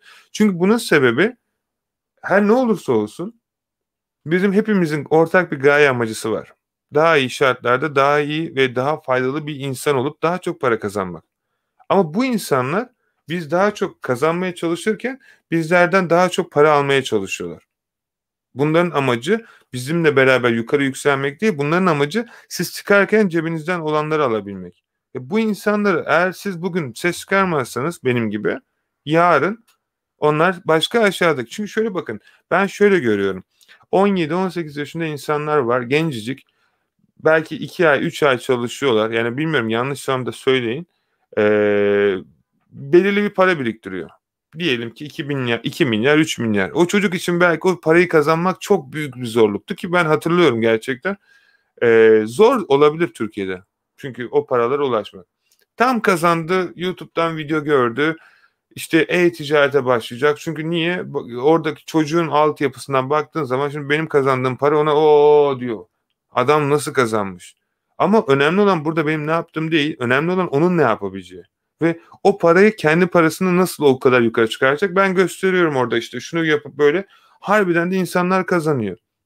Tamam, çok güzel. Şimdi tam giriyor işte arkadaşlar birbirine yardım etmeye çalışıyor. O ısınma süreci var. Şu ne kadar yaptı, bu nasıl oluyor, harbi böyle oluyor mu denemeye başlıyor. Denemeye başlayınca takılıyor bir yerde. Suspend yiyor, hesabına bir zarar geliyor ya da bir farklı bir sorun yaşıyor. İşte orada o bizim vampirler ortaya çıkıyor. Farklı farklı fake hesaplarıyla. Bu aralarda görüyorum YouTube'un altına da çok komik bazı yorumlar yazıyorlar böyle. Yani anlamsız. Ama hiç sorun değil. O yaptığı kötü şeyde bile bizi YouTube'da daha yukarı çıkartıyor. Yani kötü niyetli yapılan işin hiçbir zaman sonu olmayacağı gibi iyi niyetli yapılan şeylerde bir çınar gibi hep büyüyecek. Hiç şaşmadı bugüne kadar. O yüzden yani demeye çalıştığım o arkadaş 17 yaşında bir hayali var, bir umudu var. Belki diyor ki ben diyor şimdi burada diyor satış yapacağım. Annemi tatile götüreceğim. Babama bir şey yapacağım. İşte ne bileyim kız arkadaşıma ya da erkek arkadaşıma bir hediye alacağım. 18 yaşında okulu da bitirmiş. Tertemiz, pırıl pırıl dünyayı değiştirebilecek kadar hem kalbi hem beyni iyi bir çocuk. Genç girişimci işte adı üstünde. Şimdi ben bu insanlara çok saygılıyım. Çünkü ben de oradan geldim ve onların başarmasını istiyorum. Yaşında bir önemi yok bu arada onu da söyleyeyim. Ama ne oluyor? Oradaki o X arkadaşımız farklı bir açmış olduğu sahte hesapla ben sana işte 100 lira nasıl kazanılacağını göstereyim ama ilk önce benim işte şunu satın alman lazım, bunu satın alman lazım. Ya da bana 10 lira ver, sana 100 lira nasıl kazanacağını göstereyim gibi çok komik şeyler söylüyorlar. Ve özelden çekiyorlar birbirlerini ve gerçekten inanıyorlar. Halbuki tamamen olan şey şu. Sonra bana özelden yazıyorlar. İşte dolandırıldım ya da paramı aldı ya da bana böyle yaptı ya da şu. Arkadaşlar hiçbir şekilde bir sorumluluk almıyorum. Bu tamamen sizin hatanız. Ama bunu altını çizerek söylüyorum. Telegram grubunu kuran benim.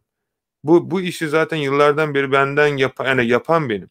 Eğer çok daha iyi biliyorlarsa o zaman kendi başlarına bir gruplar kursunlar. Kendi başlarına YouTube kanalları açsınlar. Orada onları anlatsınlar. O zaman onlarla konuşursunuz, anlarım.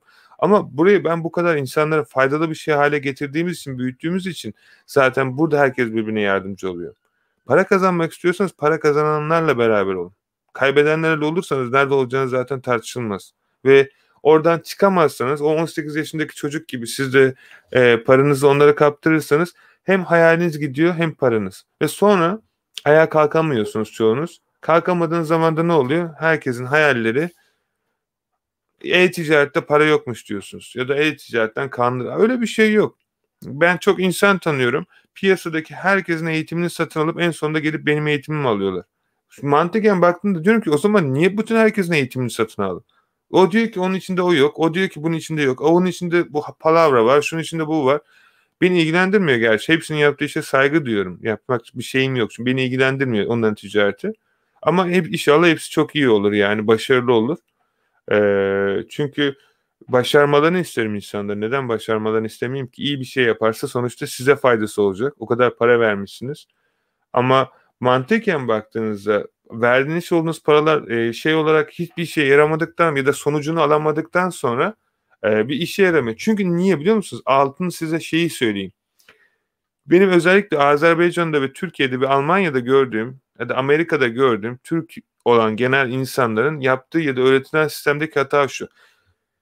Eğitim verenlerin çoğu ellerinde harita var. Fotokopisini çekmişler size satıyorlar.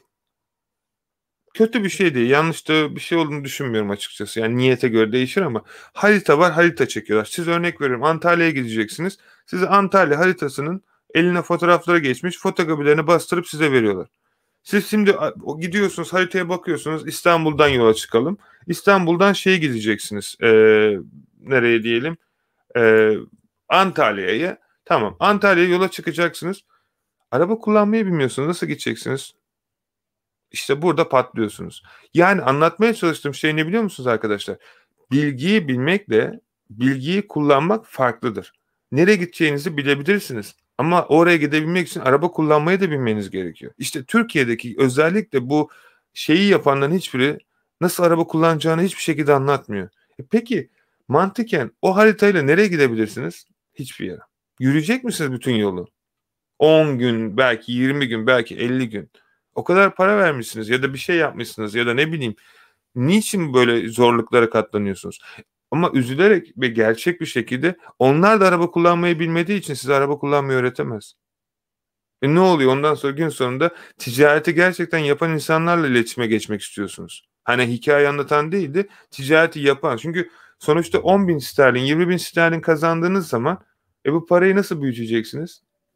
Nasıl milyona ulaştıracaksınız? Vergi geldiği zaman vergiyi nasıl ödeyeceksiniz? Muhasebe, şirketi nasıl kuracaksınız? O kadar paraya ulaştıktan sonra. Dünya turuna mı çıkacaksınız?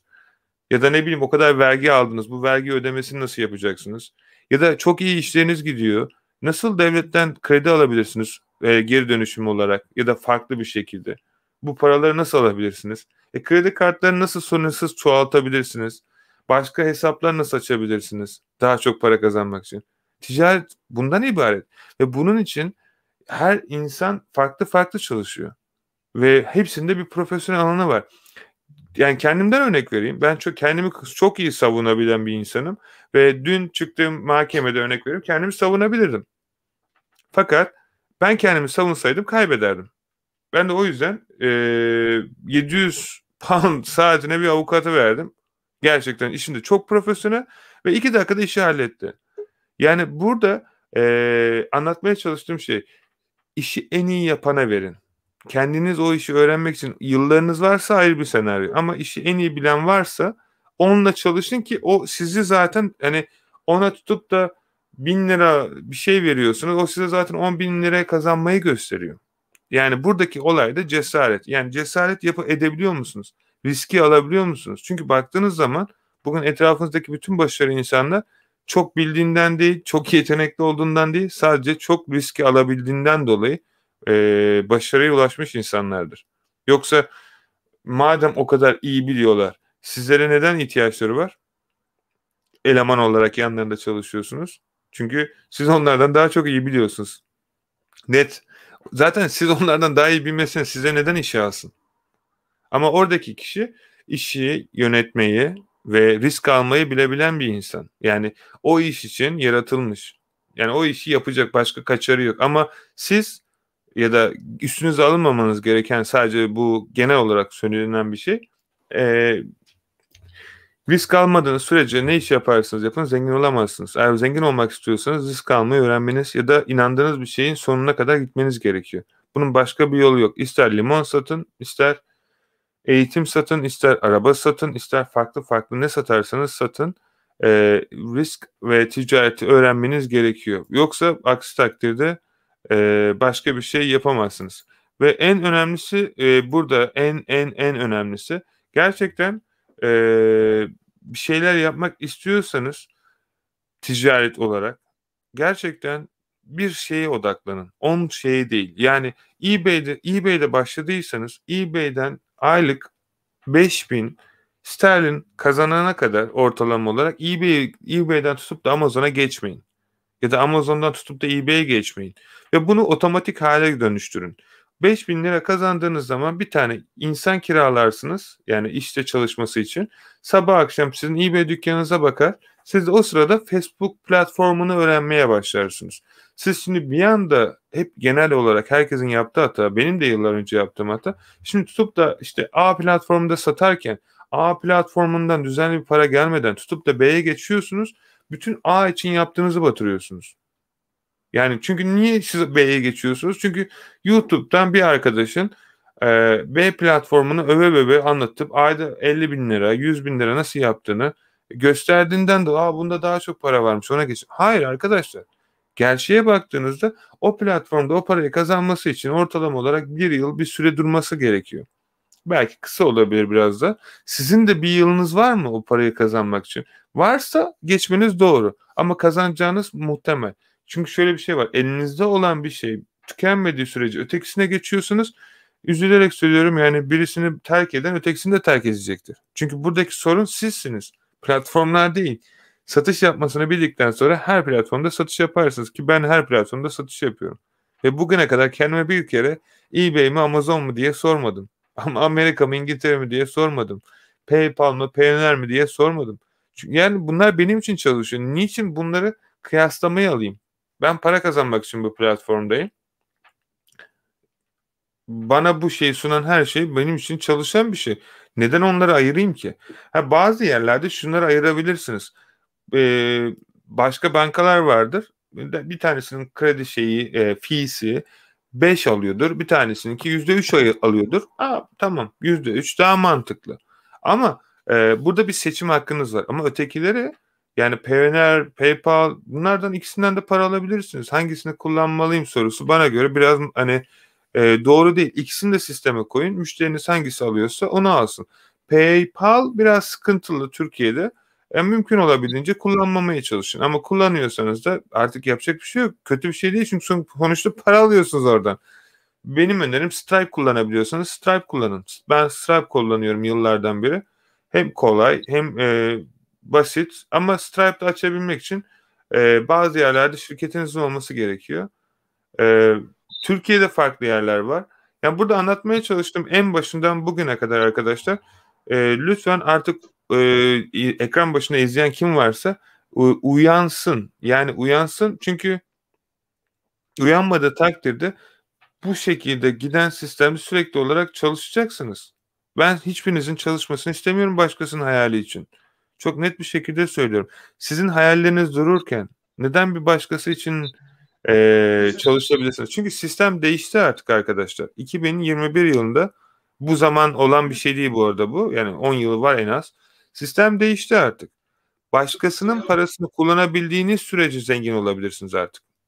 Bunu da ancak dropshipping yaparak yapabilirsiniz. Çok net. Başkasının parasını kullanmayı öğrenmeniz lazım. Çünkü hiçbir zaman yeteri paranız olmayacak. Milyonunuz da olsun şu an cebinizde, ne yapacağınızı bile bilmiyorsunuzdur çoğunuz. Yani çünkü hiç onu düşünecek kadar kendinizi ona layık görmemiş olabilirsiniz. Çünkü Türkiye'de böyle bir şey derseniz %99.9 arkadaşınız size güler. Ötekisi de zaten büyük ihtimal cevap vermez. Yani kendinize inanmanız gerekiyor ve bunu yapmanız için de birisinden onay almanız gerekmediğine inanmanız lazım. Çok bilmiyor olabilirsiniz. Çok iyi eğitim almamış olabilirsiniz. Çok şanslı olmayabilirsiniz. Hiç sorun değil. Ama eğer yeteri kadar azimli olursanız, ben çalışıp da azmedemeyecek ya da başaramayacak bir insan tanımıyorum. Ki benim kendi hayatımdan veriyorum. Ben 3 yıl boyunca gerçekten imkansız denilebilen bir şeyi başardım ve 3 yılımı aldım. 3 yıl boyunca çok ağır bedeller ödedim. Yani en azından kendim için. Bu maddi ve maneviydi bu arada. Yani tek taraflı da değildi. Ve çok çok benden ben aldı. Yani çok, belki hayatta en değer verdiğim şeyleri benden almaya çalıştılar. İzin vermedim. Ama öyle ama böyle mahkeme sonuçlandı.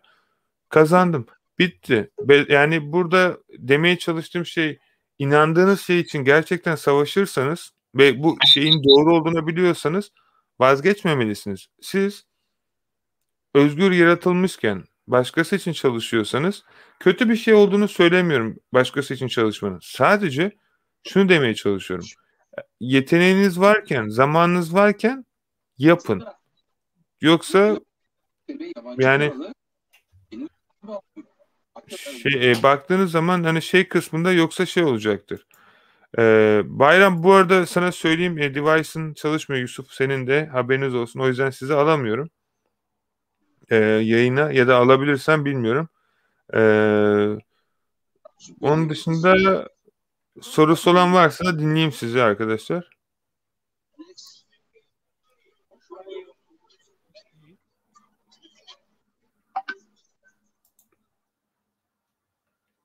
Şimdi şöyle bir şey var. Yani o yüzden ben herkese özellikle şunu söylüyorum. Eğer yeni başlıyorsanız e-ticarete ne yapacağınızı bilmiyorsanız, YouTube'da tonlarca video var. Kesinlikle ve kesinlikle YouTube'daki videoları izleyin. Bu bir. İkincisi, işinizi büyütüp biraz paralar kazanmaya başladığınızda, inandığınız kişiyle ilgili eğitimlere katılmanızı, kitaplar almanızı ve webinarlara katılmanızı tavsiye ederim. Çünkü bu sizin hayatınız olacak. Ve hayatınız olacaksa da bu işi yapan insanlarla beraber olmak zorundasınız. Aksi takdirde Bu işi sizin tek başınıza öğrenmeniz yıllarınızı alacaktır. Eğer bu kadar zamanınız varsa tadını çıkartın.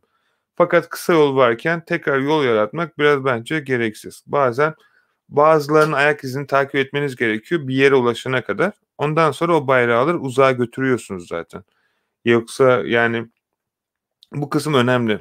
Her zaman her şeyi siz yapmak zorunda değilsinizdir.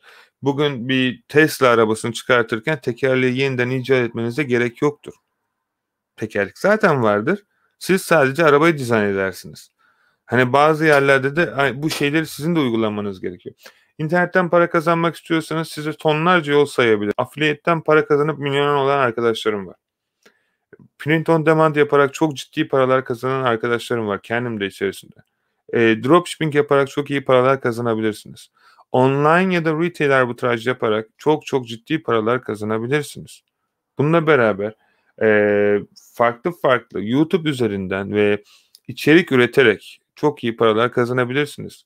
Yazılım yaparak çok iyi paralar kazanabilirsiniz. Eğer yazılım bilginiz varsa. Blog yazarak çok güzel paralar kazanabilirsiniz. Yani burada o kadar çok ben seçenek sayabilirim şimdi düşünüyorum yani Instagram'dan dijital market drop servisten çok para kazanabilirsiniz. Bakın şöyle bir şey var arkadaşlar. Bazen hiçbir şey bilmiyor olabilirsiniz. Bu çok normal bir şey. Ama şöyle bir şey yapabilirsiniz. Örnek veriyorum gidersiniz Biyonluk'tan adam bulursunuz ve adam çok iyi bir dizayncıdır. Ne yapar? Gider video editler. Adamın tek işi odur ve size der ki 20 lira para alıyorum. Sonra gidersiniz bir tane daha adam bulursunuz Biyonluk'tan ve adam da web sitesi yapıyordur. Ya da bizim sayfadaki çocuklar da yapıyor. Yani öyle bir ihtiyacınız olursa dijital market monitoring'den bize de ulaşabilirsiniz. Bizim arkadaşlar daha uyguna yapacaktır. Hem de daha kaliteli emin olun. Çünkü işini gerçekten canavar gibi yapıyor bizim takımdaki herkes. Yani Okyanus ve Alice olarak herkese sonsuz teşekkür ederim. İnanılmaz derecede profesyonel çalışıyorlar. İnanılmaz derecede tecrübeliler ve bunu istedikleri için yapıyorlar. Çünkü ötekilerini takıma almıyorum. Çok net bir şekilde. Ve mesela şimdi bir tane web sitesi tasarladınız. Diyelim ki konu neydi? Konu kadınlar için zayıflama diyelim. Bunun içinde bir tane birisine edit yaptırdınız. 20-30 lira yatırdınız o şeye. Ondan sonra siz burada şey yapıyorsunuz. Ne bileyim kadın zayıflama için bir program çıkartıyorsunuz. Ona yaşını başını soruyorsunuz. Ama bu bilgiyi siz yapmıyorsunuz. O arkadaş yapacak. O Biyonluk'tan buldunuz. O Biyonluk'taki arkadaşın hizmeti 10 pound ya da 10 lira ne kadar satıyorsa siz kendi sitenize yaptırdınız. Oraya 50 lira koydunuz. Müşteri geliyor 50 liraya sizden alıyor. Siz 10 liraya diyorsunuz ki bana şunu yap. O bütün her şeyi yapıyor. 40 lira sizde kalıyor. Size bu şekilde bile para kazanabilirsiniz. Bunu yapmak için mühendis olmaya gerek yok. 4 yıllık üniversite bitirmeye gerek yok. Çok basit. Sadece bu paraya giden bütün yolların bir tane ortak yolu var.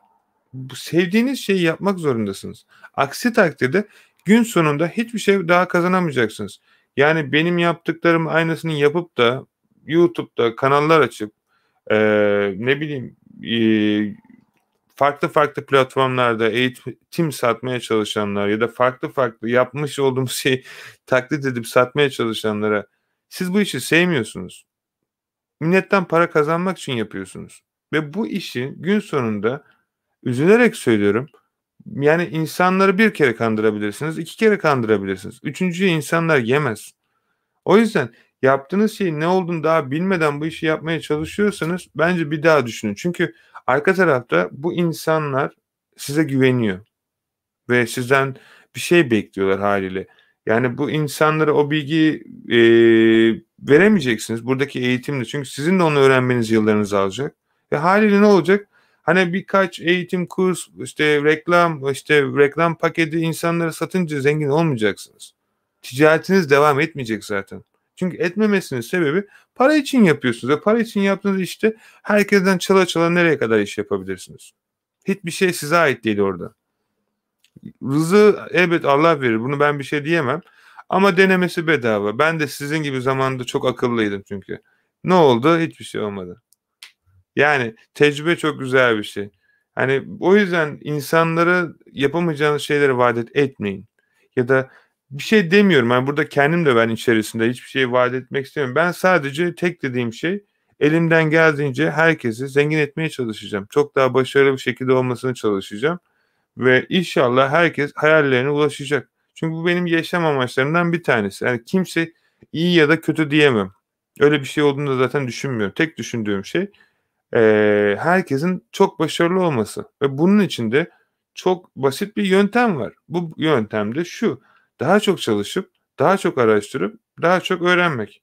Yani bunu Abdülmecit'in gebeği gibi, yani zenginlik değil başarı, çok doğru. Fakat şöyle bir şey var: başarını da bir şeyle taçlandırmalısın Abdülmecit. Yani bu para şey gibi, senin başarının bir karnesi gibi. Çünkü şöyle bir şey var. Ben kendimden düşünüyorum çünkü. Çok uzun seneler profesyonel olarak böyle dövüş ve spor yaptım uzun süre boyunca. E, Yani öğrendiğim tek şey şuydu: bana normalde böyle özel arkadaşlarım falan BESYO okumuşlardı. Sürekli olarak taktikler veriyorlardı işte. Nasıl daha çok daha büyüyebilirsin, nasıl daha yağlarını ekebilirsin diye. Bana bunları öğretmeye çalışanlar ve bunu çok süper bir şekilde hava anlatmaya çalışan arkadaşlarım benim buralarıma geliyor ve çok zayıf. Teknik teori olarak çok bilgili olabilir. Ama bu bilgiyi kendisinde uygulamadığını gördüğüm zaman şöyle bir şeye geliyoruz yine: harita var ama araba kullanmayı bilmiyor. Bana bunu normal bir arkadaşım söylediği zaman, böyle amacım eğer öyle olmaksa ve amacıma o benden önce ulaştıysa, tecrübe edindiği için o acıyı biliyordur. O yukarı çekerken o ağırlığın acısını hissediyordur. Ya da diyet yaptığı zaman o diyetin zorluğunu biliyordur. Ee, Fatih süpersin ya. 60 kilo. Yani şimdi burada anlatmaya çalıştığım şey, tabii ki şey de, yani bunu göstermeniz lazım arkadaşlar. Yani bunu da ancak kendinize banka hesabınızı açtığınızda göreceksiniz. Çünkü o sizin amacınız olmamalı, aracınız olmalı. Çok para kazanınca, çok ünlü olunca ya da ne bileyim, Eee, çok şeyiniz olunca, artık istediğiniz her şey olunca çok daha iyi bir insan olmuyorsunuz ya da çok daha iyi, mutlu bir insan olmuyorsunuz. Bu tartışılması bir gerçek. Yani denemesi bedava. O yüzden eğer iyi olmak istiyorsanız şimdi olun. Paranızın ya da çok zengin olmayı beklemeyin. İyi insan olmaya çalışın. Çünkü şunu unutmayın: bu dünyada herkes kendine yapıyor. Çok net bir şekilde. Birisini soymaya çalışın, bakın yarın başınıza ne geliyor. Birisine yardım etmeye çalışın, aynı şekilde bakın yarın başınıza ne geliyor. Ve bu hayatın balansı her zaman tutarlı olmuyor. Ya da en azından ben bilmiyorum nasıl olduğunu. Yani birisine kötülük yaptıysanız bazen ufak bir sıyrıkla kurtulabiliyorsunuz. Bazen trafik kazası bile olabiliyor. Ama siz belki birisine sadece itmişsinizdir. O balansı bilemiyoruz. Ya da belki niyet de oluyordur, onu da bilmiyorum. Aynı şekilde iyilik de öyle. Yani benim kendi kazanmamın sebebini yıllar önce, bu insanları daha çok kazanması için bazı şeyleri göstermeye başladığımdan sonra, çok çok daha kazandığımdan daha çok paralar kazanmaya başladım. Sebebini çok düşündüm. Çünkü o zamanlar çok güzel paralar kazanıyordum ve kimseyle paylaşmak istemiyordum. Yani sonuçta kendi ürettiğim, kendi geliştirdiğim ve gerçekten de bunun için çok emek ettiğim bir sistemdi. Neden paylaşayım ya da neden rakiplerimi arttırayım, yani mantıken baktığın zaman. Ee, Çok kendime sordum ama orada bencillik ve açgözlük devreye giriyor. Tabii ki paylaşmak istemiyorsun. Neden paylaşasın ki? Ama benim öğrendiğim buradaki senaryoda, paylaştığın zaman daha çok mutlu oluyorsun. Mutlu olduğun zaman daha çok kazanıyorsun. Bunun nasıl olduğunu ben de bilmiyorum. Ama herhalde duayla çalışıyor buradaki sistem ya da bir enerji var orada çünkü. Çünkü insanları kazandırdıkça, benim kazandığım gibi sizler de kazanmazsanız, ki hepiniz inşallah, yani bunu size yaptırabilirsem ben zaten otomatikman daha çok kazanıyorum. Bu kadar net. Ama bunu sizin de yapmanız lazım. Sizin de istediğiniz hayallerinize ulaşan yolda o başarılı adımları net bir şekilde atmanız lazım. Bunu da yapabilmek için dürüst bir şekilde inanıp başarılı bir şekilde çalışmaktan başka bir şey yok. Yani bunun bir meciği yok, yani bir büyüsü şeyi yok. Sadece benim burada yapmaya çalıştığım tek şey, size o yolu mümkün olabildiğince kısa ve mümkün olabildiğince çukurlara basmadan geçirebilmek. Başka bir şey yok. Dağın tepesine çıktığında, manzarayı gördüğünüzde demek istediğimi anlarsınız. Ama oraya çıkabilmeniz için oraya kadar yürümeye niyetiniz olmalı. Yani deneme için Everest'in tepesine çıkılmaz. Abi deneyeyim de bir tepeden bakayım diye. Oraya gerçekten hayalleriniz varsa, hayatınızda bir amacınız varsa, ya da başarmak istiyorsanız, hayatınızı değiştirmek istiyorsanız, etrafınızda sürekli insanlar sizi böyle şey yapıyorsa, azaltıyorsa, çalıştığınız işten mutlu değilseniz, her şeyinizi kaybettiyseniz, bir umut ya da bir şey arıyorsanız, biz okyanus ailesi olarak her zaman tüm dünyada hizmet vereceğiz ve bunu da her geçen gün büyüterek yapıyoruz. Yapmış olduğumuz işlerle, yazılımlarla, inşallah kısmet olursa yazılım çıkıyor bu ayın sonunda 2 güne ve kitap da çıkarttık arkadaşlar. İnşallah o da eğer belki kısmet olursa o kitabı yayınlamaya belki diyenlere Türkiye'ye bile gelme şansım olabilir. Kısmet olursa tabii, bilmiyorum ne olur ne olmaz. Yani müsaitlik durumu ama hani böyle tüm dünyaya daha iyi Türklerin, yani ben Türkçü değilim şey olarak, yani Türk iyidir şu kötüdür tarzında olan bir şey değilim ama orada büyüdüp oranın vatandaşı olduğum için bunu bizim çok daha iyi insanlara sunabildiğimizi göstermek için sizin yardım ve desteğine ihtiyacım var. Bunu da ancak birlik olarak başarabiliriz. Ve para kazanmak istiyorsanız bana hani bazı konularda hem kanal olarak hem diğer sosyal medyalar konu olarak gerçekten hoşunuza gidiyorsa destek olmanız gerekiyor. Ki böylelikle daha iyi işler başaralım. Sizlerin yardımıyla ben sizlere yarın kurmuş olduğum sistemde bakın yani yazılım yaptık, örnek veriyorum. Bu yazılım sayesinde ertesi gün nasıl yapılacağını bilmiyordunuz. Girdiniz, o yazılımı ben yapabildim diye takımda arkadaşlarla beraber. Şimdi ertesi gün yazılımdan örnek veriyorum aylık 500 bin lira, 2.000 lira, 3.000 dolar kazanacaksınız. Varsayalım. Şimdi ne olacak? Ben daha çok siz bana destek oldukça diyeceğim ki bunların şimdi şöyle bir sorunu var. Onu da çözelim. O sorunu çözeceğiz. Olacak o 3.000 lira, 5.000 lira. Yani bu sistem böyle çalışır. Sizden daha çok destek aldıkça biz tüm dünyaya şeyler yapabiliyoruz. Bildiğiniz üzere şimdi kanalı da yavaş yavaş İngilizceye de çeviriyorum. Ayrı bir kanal açmak yerine. Böylelikle yani bir İngilizce videosu koyduk. Yani 2-3 günde 10.000'in üzerinde insan izliyor. Türkiye'ye Türkçe bir 2 saat video çekiyoruz. Hani çok 50-100 kişi geçmiyor. Ya bazen 300 kişi oluyor. Hiç belli olmuyor ama hani buradaki anlatmaya çalıştığım şey, yurt dışındaki insanlar Türklerden daha aç bilgiye ve doğru bilgiyi bulduklarında kaçırmıyorlar. Ve bugün benim bu baktığınız zaman bütün yazılım firmaları, bütün o büyük firmaların sürekli olarak bizimle çalışması tabii çok sağ ol Abdülmecit. Yani sizin desteğiniz zaten olmasa hiç buralara kadar gelemezdik de hani böyle baktığın zaman CJ Dropshipping, Printful, Etsy, eBay, Amazon, Zik Analytics, AutoDS, Hustle Got Real aklıma gelmiyor. Diğer bütün çoğu toptancılar da var. The Amazon Merch, büyük extension programların adamların hepsi bizimle ortak ve bizimle beraber bu kanalda ortak çalışıyorlar. Ve bunların bizim kanalda ortak çalışmasının tek sebebi çok net bir şekilde bu insanlar bizim yaptığımız işi destekliyor. Kendi sayfalarında beni paylaşıyorlar. Yani benim baktığınız zaman Türkiye'de hiçbir yerde şeyim yoktur büyük ihtimal ama dünyada her yerde var. Çünkü dürüst bir şekilde daha demin şeyin dediği gibi adını unuttum özür dilerim ama hukuk öğrencisi İngiltere'ye gelip depozito çalışmaya çalışıyor. Hukuk öğrencisisin sen. Senin yaptığın şey dünyadaki insanların adaletlerini değiştiriyor. Eğer sen daha kendi adaletini hukuk okuduktan sonra daha hakkını veremezsen başkasınınkini nasıl vereceksin? Yani buradaki anlatmaya çalıştığım kendine değer vermeyi bilmen lazım.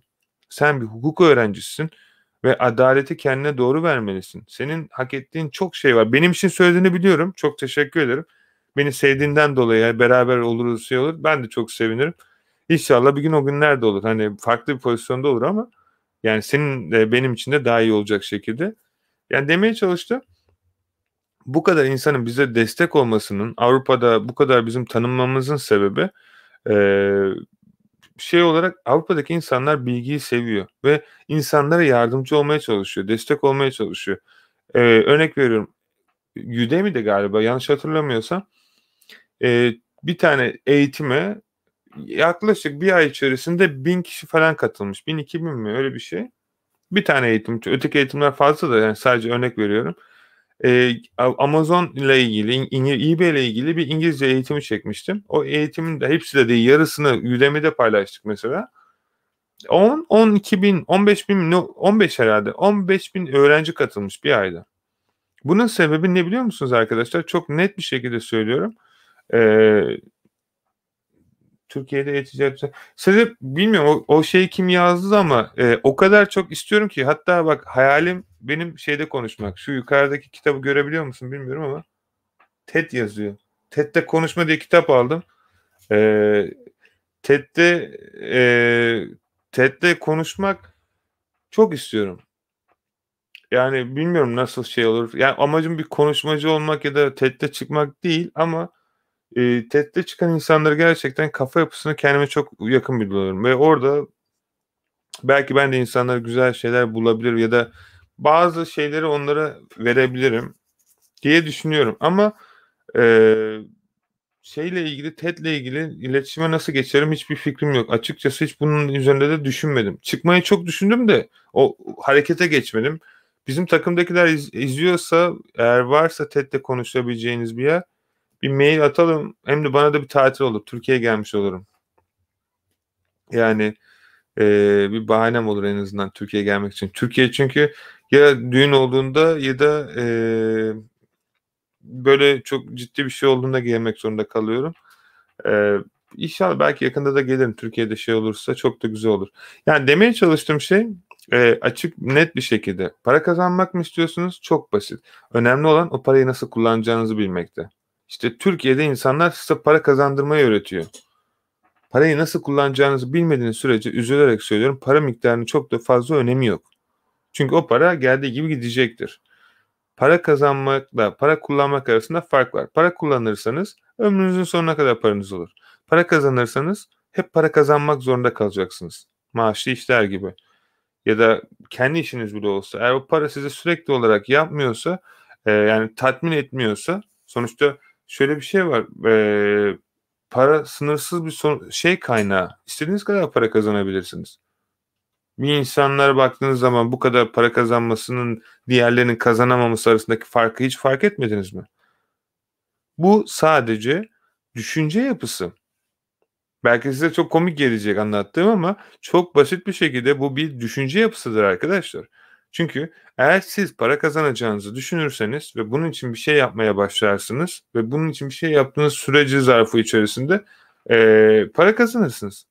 Eğer yok, olumsuz düşünürseniz, çünkü iki senaryoda da baktığınız zaman iki tane kanser hastası var. İkisine de teşhis konuluyor. Bir tanesi gülüp oynarken bir tanesi ne zaman öleceğini bekliyor. Ve gün sonunda ikisi de aynı şeye sahipken biri biraz zorlu bir süreç geçiriyor. Birisi de hayatına daha iyi bir şekilde geri kavuşuyor. Yani tümör hücrelerinin gittiğini görüyorlar.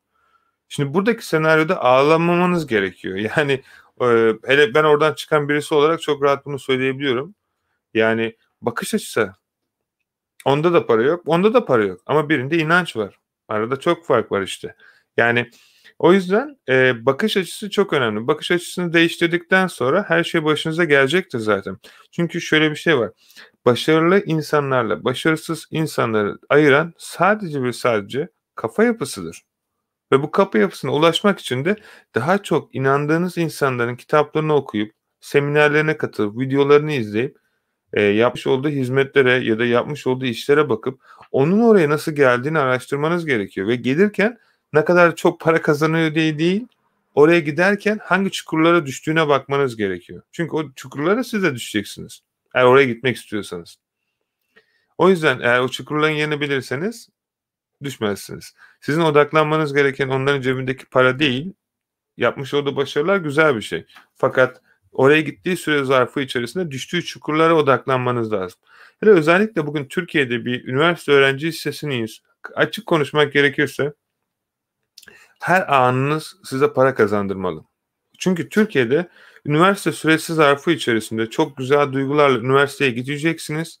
Çoğu için konuşuyorum bunu. Üniversiteye gitme süresi zarfından sonra olacak şey şu.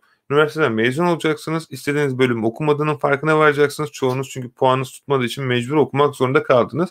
Çünkü arka tarafından askerlik geliyor. Üniversiteniz bitince otomatikman büyük ihtimal çoğu genç eğer bedelli yapmıyorsa askere gidecektir. Askerlik süresi uzun ve zor geçebilir. Eğer paralı yaptıysanız belirli bir kısa süre zarfı içerisinde yaparsınız. İngiltere'de yanlış hatırlamıyorsam 800 pound gibi para veriyorsunuz. askere gitmiyorsunuz. Çünkü Avrupa'da yaşadığınız için orada vatandaşlık görevinizi gerçekleştiremiyorsunuz. Çünkü burada aileniz var ve ailenizi bırakıp şey yapamıyorsunuz gibi ülkelerin arasındaki anlaşmalar. Ne oluyor? Üniversiteye gittiniz, askere gittiniz. Şimdi 3. etapta büyük ihtimal bir iş bulmanız gerekiyor. Bir iş bulacaksınız. İşi bulduktan sonra ne yapacaksınız? Büyük ihtimal istemediğiniz bir iş olacaktır o. İşi bulduk. Şimdi bir tane bir şey almanız gerekiyor. Ama ondan önce işinizin bir stabil olması gerekiyor. Çünkü sonuçta bir kızsanız erkekseniz kızla ile evlenmek zorunda kalacaksınız. Çünkü 3. etapta evlilik süreci var. 20 ile 23 yaş aralarında genellikle Türkiye'nin şeyinde gerçekleşir. Evlenme sürecinden sonra da artık ömrünüzün sonuna kadar borcunu ödeyeceğiniz bir ev sahibi olursunuz. Ve bundan sonraki süre zarfı içerisinde o gece gündüz çalışır, siz gece gündüz çalışırsınız. Eğer olur da inşallah kısmet olursa da bir tane çocuğunuz olur. Ondan sonra hayat sizin için sadece işten eve, evden işe giden bir süreç olur. Gerçekten istediğiniz ve inandığınız hayat buysa sonuna kadar yapın. Mutlu olacaksınız. Ama bunları sizler bakış açısını değiştirmediğiniz sürece aynı herkesin gittiği şekilde gidersiniz. Çünkü bak yani ben hep şey yaparım. En azından benim kendi öğrendiğim şeyden. Mesela size 50-60 yaşında insanlar fikir verirse her zaman dinleyin. Ama bu fikir veren insanların özellikle ticaretle konuşuyorsa ticaret adamı olduğuna dikkat edin. Yani tutup da siz altının kalitesine gidip de bakkalda sormazsınız. Kuyumcuya gider sorarsınız. O yüzden hani kuyumcu yani altınla ilgili konuşuyorsanız kuyumcudan destek alın. Tutup da gidip bir manavdan ya da bakkaldan almayın. Çok net bir şekilde. O yüzden çünkü kendisi çok iyi biliyorsa neden kendisi için uygulamamış? Yani hani burada sonuçlara bakmanız gerekiyor. Bu çok ama çok önemli. Hani herkes iyi niyetli bir şeyler söyleyebilir. Önemli olan onun iyi niyetinin sizin için faydalı olması. Yoksa iyi niyet güzel bir şey. İnsanları her zaman kazandırır ama bazen çok gereksiz olabiliyor. Kullanışlı bilgi olmuyor en azından öyle söyleyeyim. O yüzden eğer böyle bir hayat yaşamak istemiyorsanız hala direksiyon sizin elinizde. Yine bunların hepsini yapacaksınız ama kendi kurallarınızı ve kendi isteklerinize göre. Yani üniversiteye gittiniz. Üniversiteye gitmeyin demiyorum. Çok kesinlikle gidin. Üniversite güzel bir şey. Gidin, eğlenin. Fakat 4 yıllık bir üniversitede ben 2 tane okudum çünkü bak şöyle bir şey söyleyebilirim. 4 yıllık üniversitede öğrendiğim bilgileri bir günde bir ticarette öğrendim. Ve çeyreği kadar da etmemişti 4 yıl boyunca okuduğum üniversitenin. Çok net söylüyorum. Bazen 1 saatlik konuşma bile, bu bilgiler bile size 4 yıllık üniversiteden daha değerli olabilir. Önemli olan bunu sizin nasıl kullandığınız. Üniversite gittiğiniz süreç içerisinde çokça işlerde de çalışacaksınız ki ben öyle yaptım. Ben gece barlarda partiler düzenledim. Ondan sonra da o partinin içerisinde bir de canlı müzisyenlik yaptım. 2 tarafta para kazandım. Yani üniversitedeyken de çalışıyorsunuz arkadaşlar. Bazı durumlarda ailenize yük olmamak için ya da devletten kredi bile alsanız belirli bir şeye kadar yatıyor. Ev kirası var. Genellikle ortak ev paylaşıyorsunuz ya da yurtlarda kalıyorsunuz. Ben ilk gittiğimde yurtlarda kaldım. Örnek veriyorum. Bir tane ranzanın içerisinde bir 6 ay gibi bir süre kaldım. Ve çok şanslıydım. Çok eski bir arkadaşımı gördüm öyle bir yerde. O bana çok yardımcı olmuştu. Hani o konuda bir şey diyemem ama tek diyeceğim şey sizin bu üniversite süresi zarfı içerisinde eğer bu bir şeyler yapmak istiyorsanız hayatınızda en önemli şeylerden bir tanesi ne yaptığınızı en azından bilerek üniversiteye gidin. Yani puanınız tuttu diye bir üniversiteye yazmayın. Ya da bir sene bekleyeceksiniz diye dershanede şey yapmayın, üzülmeyin. Çünkü şöyle bir şey var. Eğer bu üniversiteye gitme sürecinde İstemediğiniz şeyi okursanız ömrünüzün sonuna kadar bekleyeceksiniz. Ve ben çok arkadaşımı biliyorum. Üniversiteden mezun olduktan sonra hepsi yine aynı üniversitede farklı bölümlere katılmak için mezun oldu. Bir daha yine sınava girdi. Yani ailemden de olsun çok yakın tanıdığım arkadaşlar da var. Okumak çok güzel bir şey. Ama önemli olan bunu yaparken de para kazanabilmeniz. Artık ikisini nasıl yaparsınız biliyorum. Sadece okumakla zengin olunmayacağını biliyorum. Ya da üniversite mezun olunca ya da farklı bir şey. İş adamı olabilirsiniz, ticaret adamı olabilirsiniz. Bakın bugün baktığınız zaman ben her zaman bankacılık okuyup da para kazanamayan insanlar var, işsiz insanlar var. Bankacılık okumuşsun. Bankanın neredeyse bütün arka tarafındaki sistemleri biliyorsun. Paranın nasıl kullanılacağını biliyorsun. Ama sen ona göre tasarlanmadın. Çünkü bu sistemdeki tasarlanan şey size bir iş sahibi olarak değil, bir işçi olmaya programlı olarak şekilde tasarlanmıştır. Yani üzülerek söylüyorum, mezun olduğunuzda gerçekten bu hayatta istediğinizi bilmiyorsanız işçi olacaksınız. Ve onların işçisi ne yapmasını istiyorlarsa onu yapacaksınız. O kadar bankacılık bile okusanız yani gün sonunda yine işçi oluyorsun. Muhasebe okuyorsunuz. Bakın muhasebe aslında matematikman ne olur? Bütün paranın giriş çıkışlarını bilen birisi. Muhasebenin mesleği budur. Para girişi, çıkışı, bütün bu şeyleri bilirler, süreçleri. Madem muhasebeciler çok çok iyi biliyor bu işi, neden kendileri maaşlı işte çalışıyor? Çünkü bu şekilde öğretilmediler ona ticaret. Onlar sadece sistemsel olarak çalışmayı öğrendi. Tabii ki zengin olmayan muhasebeci yok demiyorum. Burada yanlış anlaşılmasın. Sadece demeye çalıştığım şey, buradaki sistemde olay üniversitede sizlere öğretecek sistemde bir işçi olarak ya da daha iyi nasıl bir işçi olursunuz? Bir doktor olursunuz. Nasıl daha iyi bir doktor olursunuz? Çünkü sistem sizi yeni bir sistem kurasınız diye değil, olan sistemi daha iyi hale getiresiniz diye kurulmuştur. Ben bunu Londra'da öğrendim.